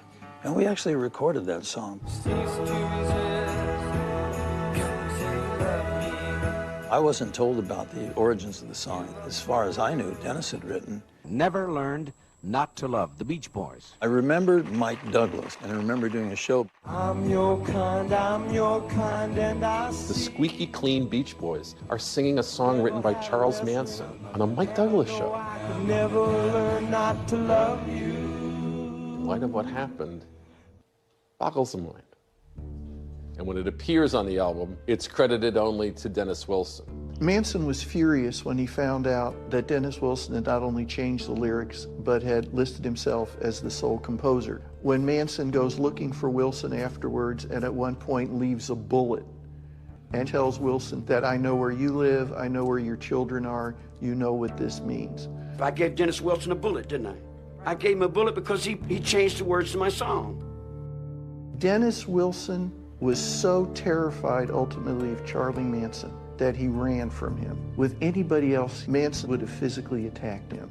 But he has to live with it. He has to swallow it. Only because Manson still needed Wilson's best friend, Terry Melcher. Terry Melcher was the son of Doris Day, the famous movie star and singer. Que sera, sera. He was living on Cielo Drive in Benedict Canyon. Terry Melcher is a genius at recognizing how to get marketable hit music. He would produce the Byrds version of the Mr. Tambourine Man. Turn, Turn, Turn. He'd have over 80 hit singles within a few years. A significant force who could, on his say-so, have signed Charles Manson to a record contract. So this makes Manson all the more determined, whatever it takes, he is going to make Terry Melcher his friend, and Terry Melcher will love it. Manson never ever considered the fact that maybe he wasn't going to be good enough. Manson pursues Terry Melcher for months. Unlike people like Dennis Wilson, Melcher was a child of Hollywood. He learns from childhood how to keep people at arm's length. You don't let everybody in. Manson once, riding around with Melcher and Wilson, they actually drive up Cielo Drive to Melcher's home. But Melcher does not invite them in, and that frustrates Manson. Terry Melcher, on the other hand, did take an interest in finding out about Manson's music. He finally gets Melcher to listen to his music. He records Manson at the Spahn Ranch, and Melcher talked about that visit to BBC Radio 1. I arrived and met a bunch of people. They all sat down and they played a dozen songs. It was a big campfire. And it was, it was quite an interesting thing. Manson tells the family that Melcher has promised him a recording contract. And then Melcher had second thoughts, didn't think Manson was talented enough. He tells Manson, your music is good, but I wouldn't know what to do with you. And at that moment, Charlie Manson's life turns completely. Manson was a hairdresser, and I helped her shop for the flowers and the bows. The after-party Playboy Club was probably one of the parties of the century. Everybody was there. Among them, Michael Caine and Candice Bergen. Joan Collins with Anthony Newley. Sharon Tate's co-star, Barbara Parkins, taking time off from Peyton Place. It was stellar. After that, she goes on to be in a Matt Helm movie. Oh, I'm sorry. Did I hurt you? Of course you hurt me. My father was doing The Wrecking Crew, which were those fabulous Matt Helm movies, which were always fun to watch him. We'd go down to the studio to watch him do it. He thought Sharon Tate was gorgeous, funny, smart, and he looked forward to maybe recreating her role again in the next movie. Things were going to be good.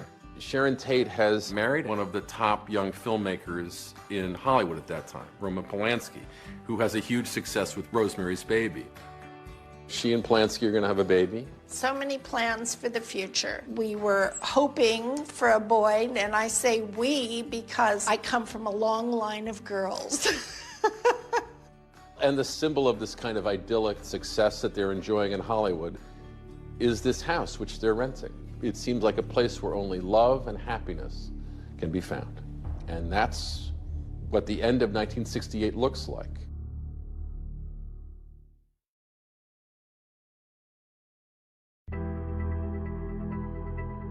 In the Hollywood Hills, the Cielo House had a number of well-known owners and residents over the years.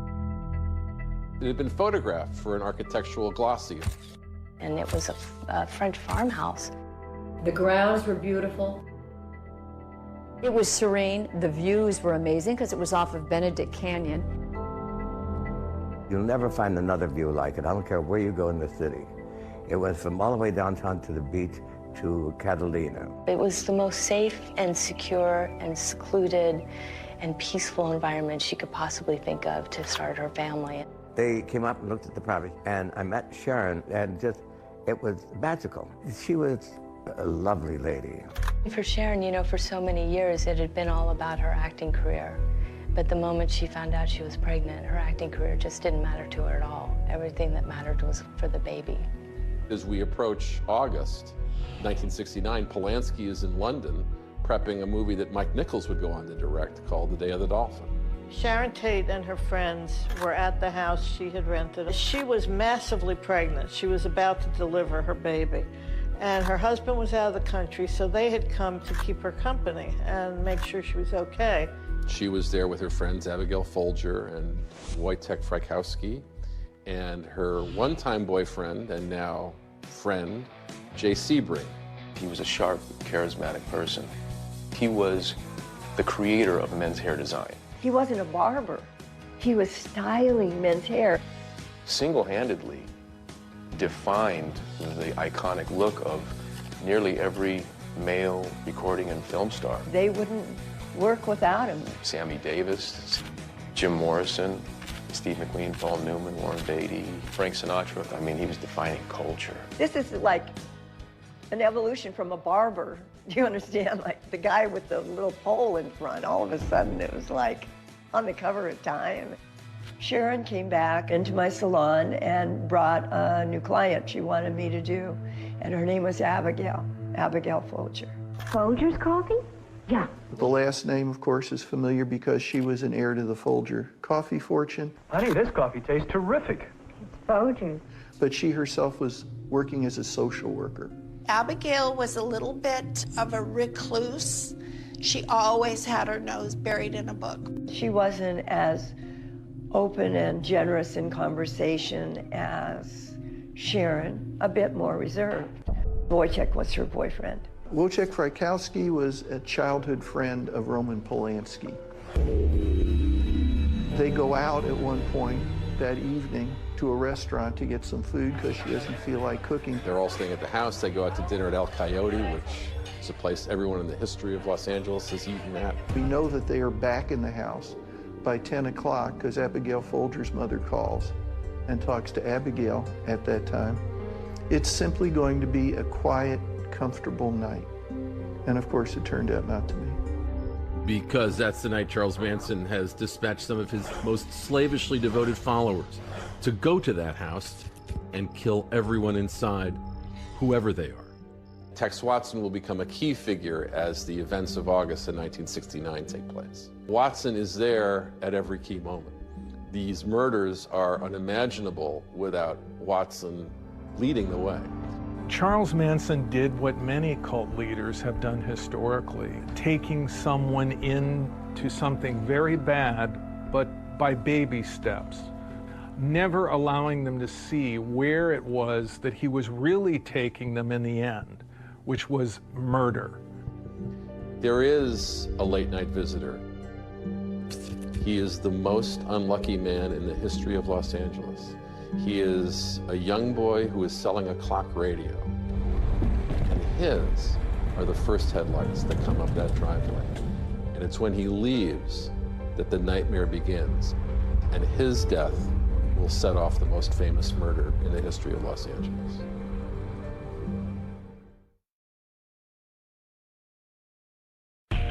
I'm a convict. I'm an outlaw. I'm not a Sunday school teacher. Hello. This glamorous young actress, Sharon Tate. Well, hello there. And 4 other people at this Hollywood hideaway. So how could Charles Manson be guilty of murder if he wasn't at the crime scene? When their hand was stabbing somebody, it was Manson guiding their hand.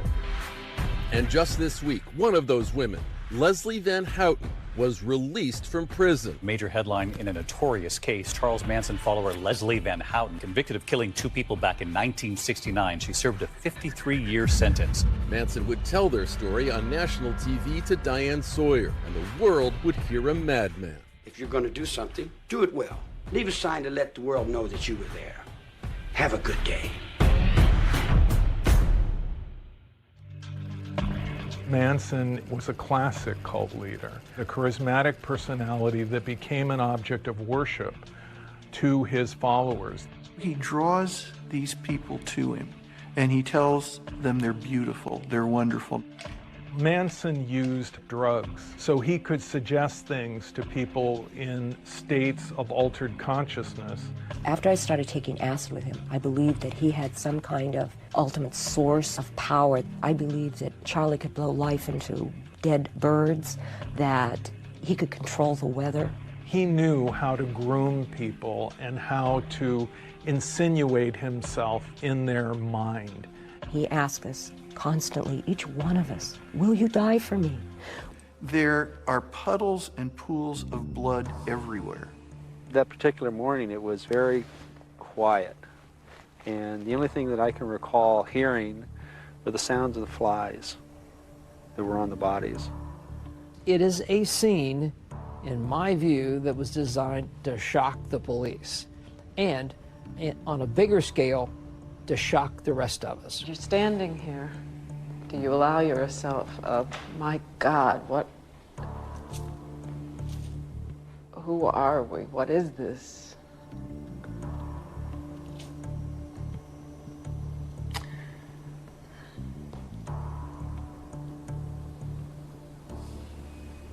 It's tough. It's tough. All right, now let's go, one at a time. So the police, when they arrive and they see all these bodies at the house, the first person they want to talk to is the caretaker. So I got up, and there was a police officer pointing a pistol at me, and he grabbed me, me, handcuff me. I kept saying, what's wrong? And he said, shut up. The only suspect, a caretaker, 19-year-old William Garrettson, was released yesterday for lack of evidence. What time was he released? 20 minutes ago. Now, without a suspect, the Los Angeles Police Department must start all over again. I was a young reporter at the Associated Press in August of 1969, and I had been assigned that day to go out to Orange County Airport to meet President Nixon. He landed, I called in, I said, the president has landed, and they said, forget the president. There's a much bigger story going on. I was there the day after the killings, covering the story for ABC News.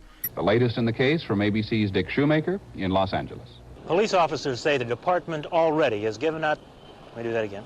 Police officers say the department already has given out too much information about the mass murders. My initial reaction was basically, this is one weird killing. There were a lot of rumors that it was a satanic cult had done this and all sorts of rumors.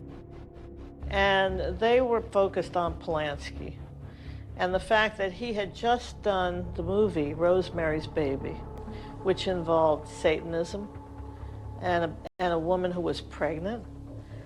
It was just eerie.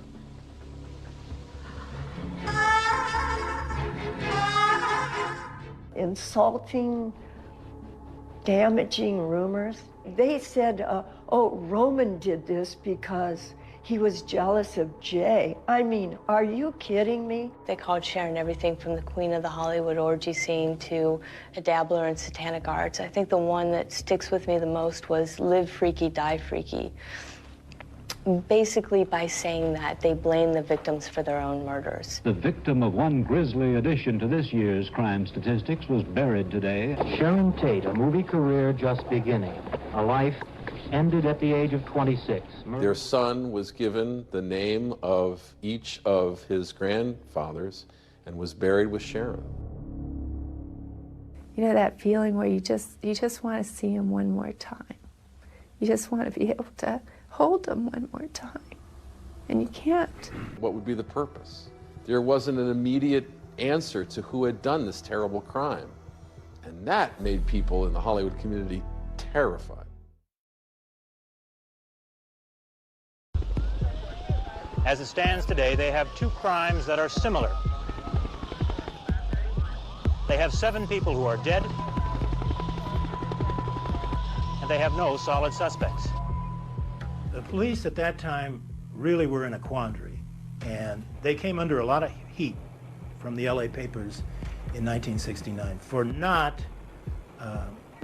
getting anywhere with this case. They had mayhem, bloodshed, and incomprehensible words scrawled in blood on the walls of these crime scenes. I grew up with a lot of fear. A lot of fear in my own home, because nowhere was safe anymore. Nowhere. Not laying in your bed at night. Nothing was safe in my world anymore. Panic set in across the city. Sporting goods stores were sold out of guns. Apparently Sinatra left town. Tony Bennett was living at the Beverly Hills Hotel in one of the bungalows. He moved inside to be safe. Steve McQueen supposedly drove around with a gun in the front seat of the car now. And all that was because for 3 months, no one knew who did it. Have you come up with any rational motive for the killings? No, everything at this point is purely speculative. They'd found some marijuana and narcotics at the Tate killing scene, so they start investigating who among the victims was using drugs, who their sources might have been. Could this have been a drug deal gone bad that night? LaBianca had some gambling debts. Could it have been a gambling murder? Could it have been a mob murder of some sort? So weeks were spent pursuing that. Sergeant Cook, can you tell us now how many men the Los Angeles Police Department has working on both of these cases? Yes, we have 17 sergeants and 2 lieutenants whose prime responsibility now is the investigation of the both homicides. Are they working together? No, actually the homicides are not connected. For a long time, these two crimes are not connected, even though we looked at the circumstances now and we go, wow, they seem very similar. There was one at the trial. It's a 10-year-old boy who winds up with the gun that was used inside the house. One of the Manson family members had tossed this gun out a window, and a young kid had found it in his yard. Little Stevie Weiss, and he was outside playing and found this gun. And he went to his father with it. He had seen enough TV that he knew not to touch the gun. And so a patrol officer came out, picked up the gun with his hands, and then took it and booked it into evidence in Van Nuys. He was a witness to the trial, and they said to him, well, when the police arrived and saw the gun, how did they handle it? And he said, they put their hands all over it. He was very annoyed. And then it takes forever for the LAPD to realize that it is the gun that's used, you know, at the Tate home. And another killing, a musician who lived in the Santa Monica Mountains. He too brutally stabbed, the words "political piggy" scrawled on the wall. There was another mistake. There was a musician named Gary Hinman who was killed out in Malibu shortly before the Tate LaBianca killings, and Manson was one of the murderers there, and unfortunately Malibu was in the LA Sheriff's jurisdiction. The day after the Tate murders, the investigators of the Hinman murder come to Los Angeles, and they're trying to talk to the officers involved at the Tate investigation to say, I think maybe there's a link here. They never get the opportunity to do that. They're told, no, we're pretty certain that this murder is going to be drug-related, and they're sent away. But then, after all this fumbling around by the Los Angeles Police Department, they get this amazing break. Today, warrants have been issued for the arrest of 3 individuals in connection with the murders of Sharon Tate. We're about to see what evil looks like in the face of Charles Manson on the cover of Life magazine. And that is how 1969 will end. But that's just the beginning.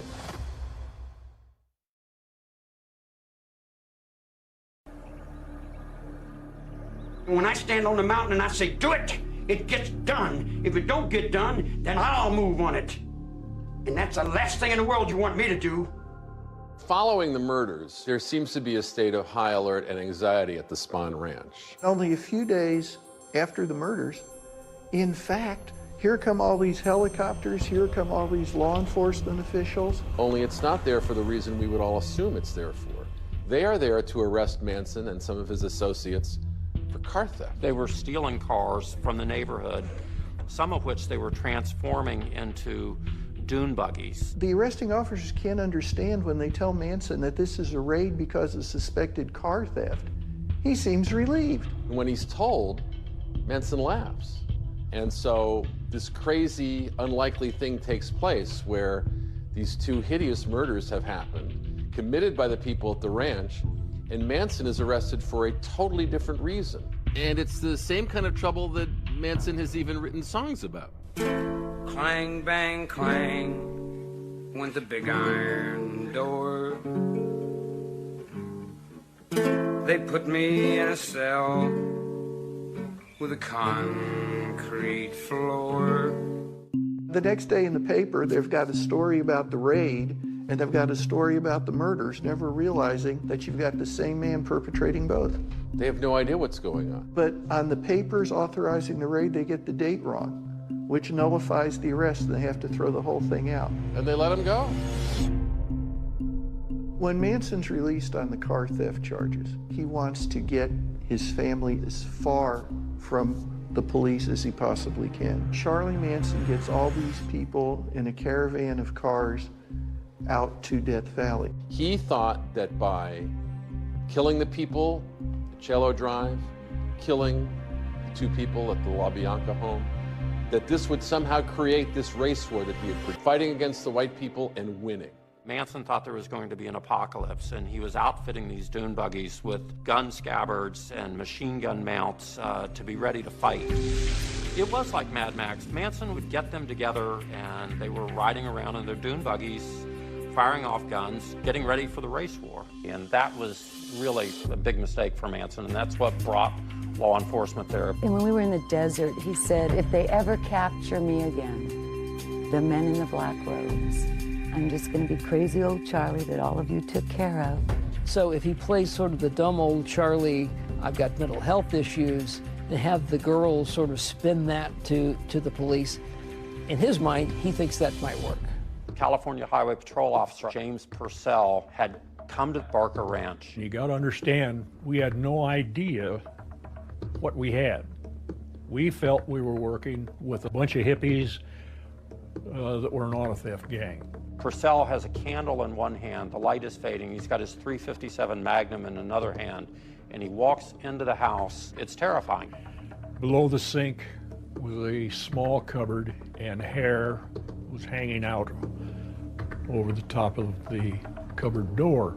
Fingers began wiggling in the hair, and the door opened, and this figure began coming out.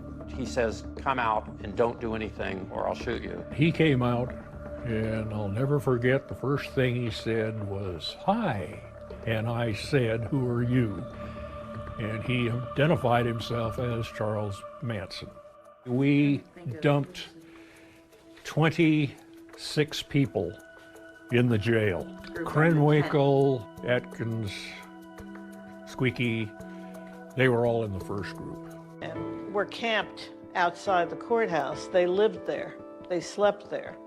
They were available for interviews at all times. It was a scene outside that was almost equal to what was going on inside. There's a revolution coming very soon. The astonishing thing is, these are people with absolute loyalty to Charles Manson, even though Manson's been in custody for months, and yet their worshipful fidelity, their absolute loyalty is unshakable.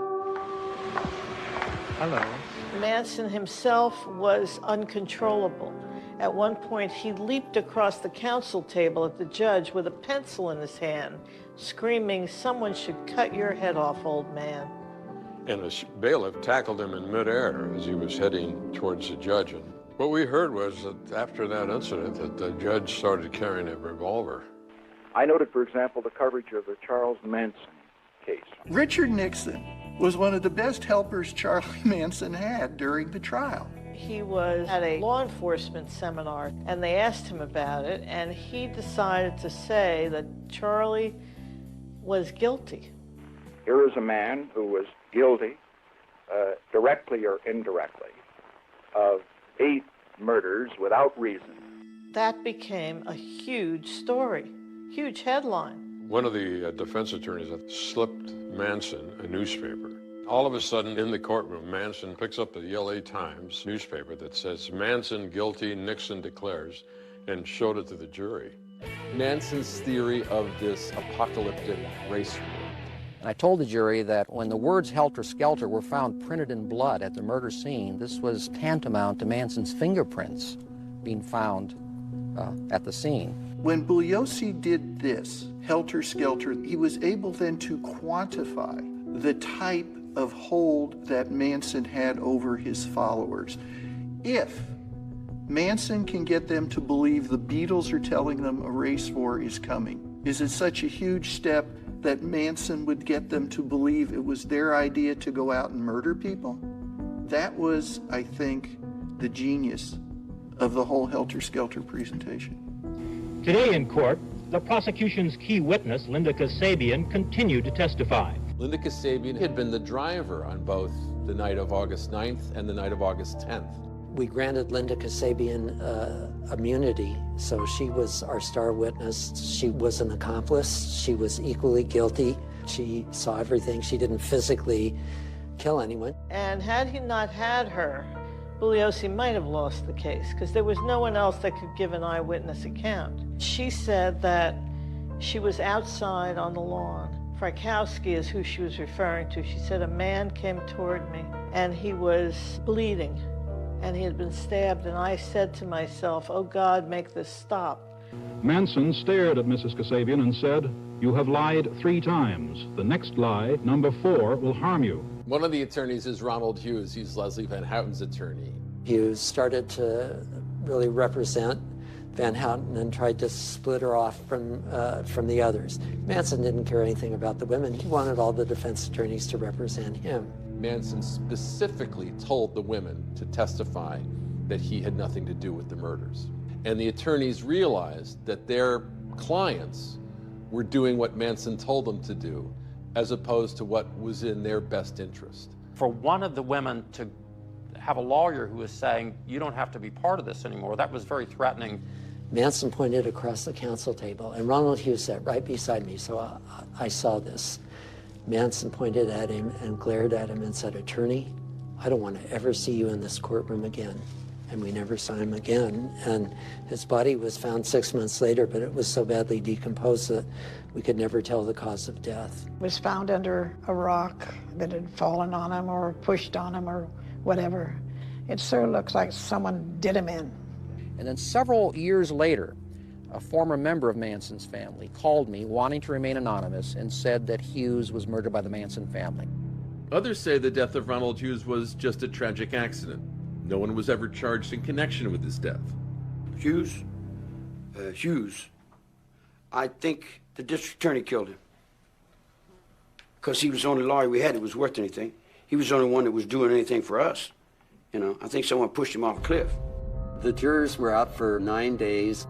The prosecuting attorney would note that as the jury came in, before the verdict was read, he could see the hands of the big, scary Charles Manson shaking like a leaf. The jury today found all 4 defendants guilty of first-degree murder and conspiracy in the deaths a year and a half ago of Sharon Tate, the actress, and 4 other persons at her home, and the killing of 2 other persons 2 nights later. They are ultimately convicted of all of the murder charges and are sentenced to death. The green room will make anybody terrified. Death, for once, was looking at Manson.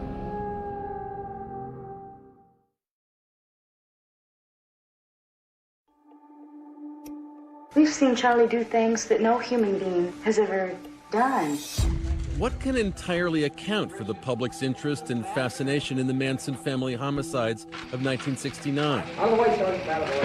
Their lurid claim on our consciousness. People see the urban legend. They don't want to see the faces behind the ugliness. And it continues to shock the conscience, both because of the brutality of the murders and because of this eerie cult-like control that Manson had over his followers. There's no end to it. I saw a guy with a tattoo on his arm of Manson. If you go online, you can buy baby bibs, you can buy mugs. Manson and his family members were sentenced to death, and the death penalty has been overturned in the state of California by the Supreme Court. Many new issues. Prosecutor Vincent Bugliosi heard that news. Bugliosi realized Manson won. And the fascination lingers because she did not. Sharon was eerily beautiful. A beauty dying young is always a kind of show business trope, and it leaves us with these luminous images that never fade. She just seemed eager, she seemed wholesome. Those who laid eyes upon Sharon Tate for the first time seemed to stop whatever it was they had been doing. And the only one who didn't was her murderer. I told him that I didn't have any mercy on him. Now she also is dead.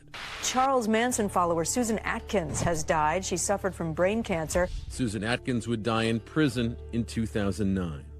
Others of Manson's ex-followers, their lives destroyed by Manson, their identities reclaimed during their prison time, continue to serve life sentences. Tex Watson's fathered 4 kids while in prison.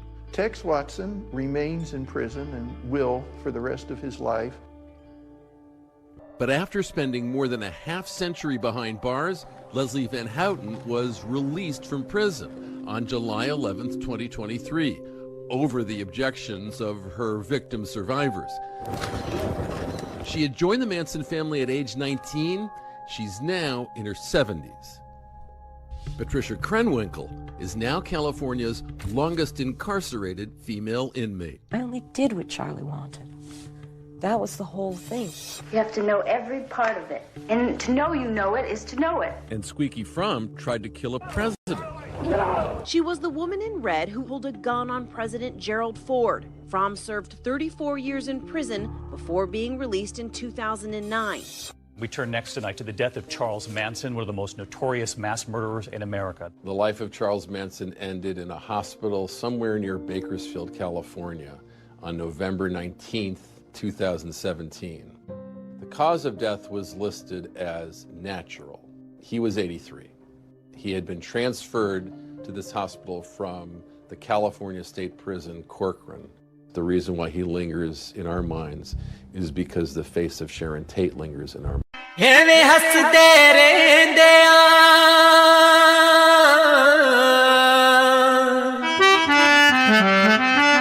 दुनिया की जाने केड़ी सोचा विच रहंदे आ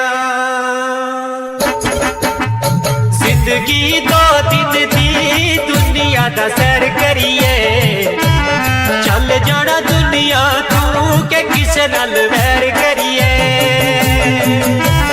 जिंदगी दो दिन दी के दुनिया दा सैर करिए चल जाना दुनिया तू के किसे नाल वैर करिए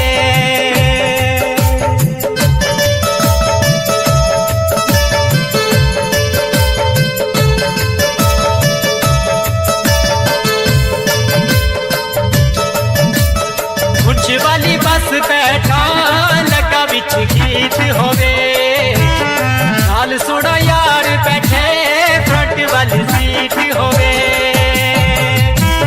कुछ वाली बस बैठा लगा बिच गीत होवे नाल सोना यार बैठे फ्रंट वाली सीट होवे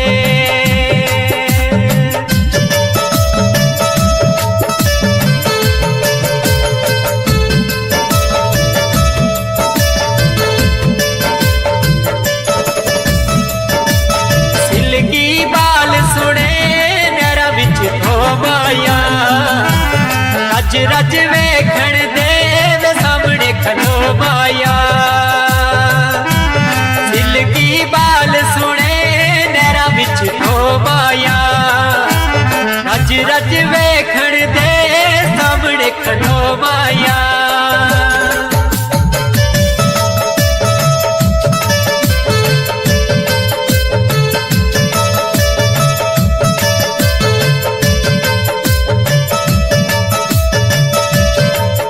अग लगे बख्तानो वे सजना तू दूर हो गए यार तेरे नाल जीण दे ख्वाब सारे चूर हो गए अग लगे बख्तानो वे सजना तू दूर हो गए यार तेरे नाल जीण दे ख्वाब सारे चूर हो गए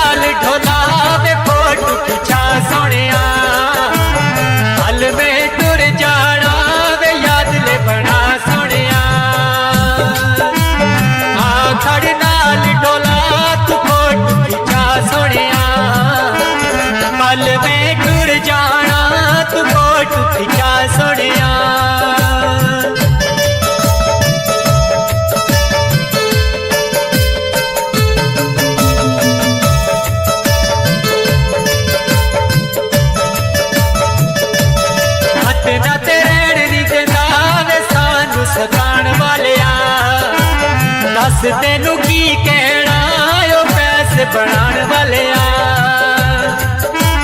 मत ना तेरे दी देना वे सानू सताण वाले दस तेनू की कहिए ओ पैसे बनाने वाले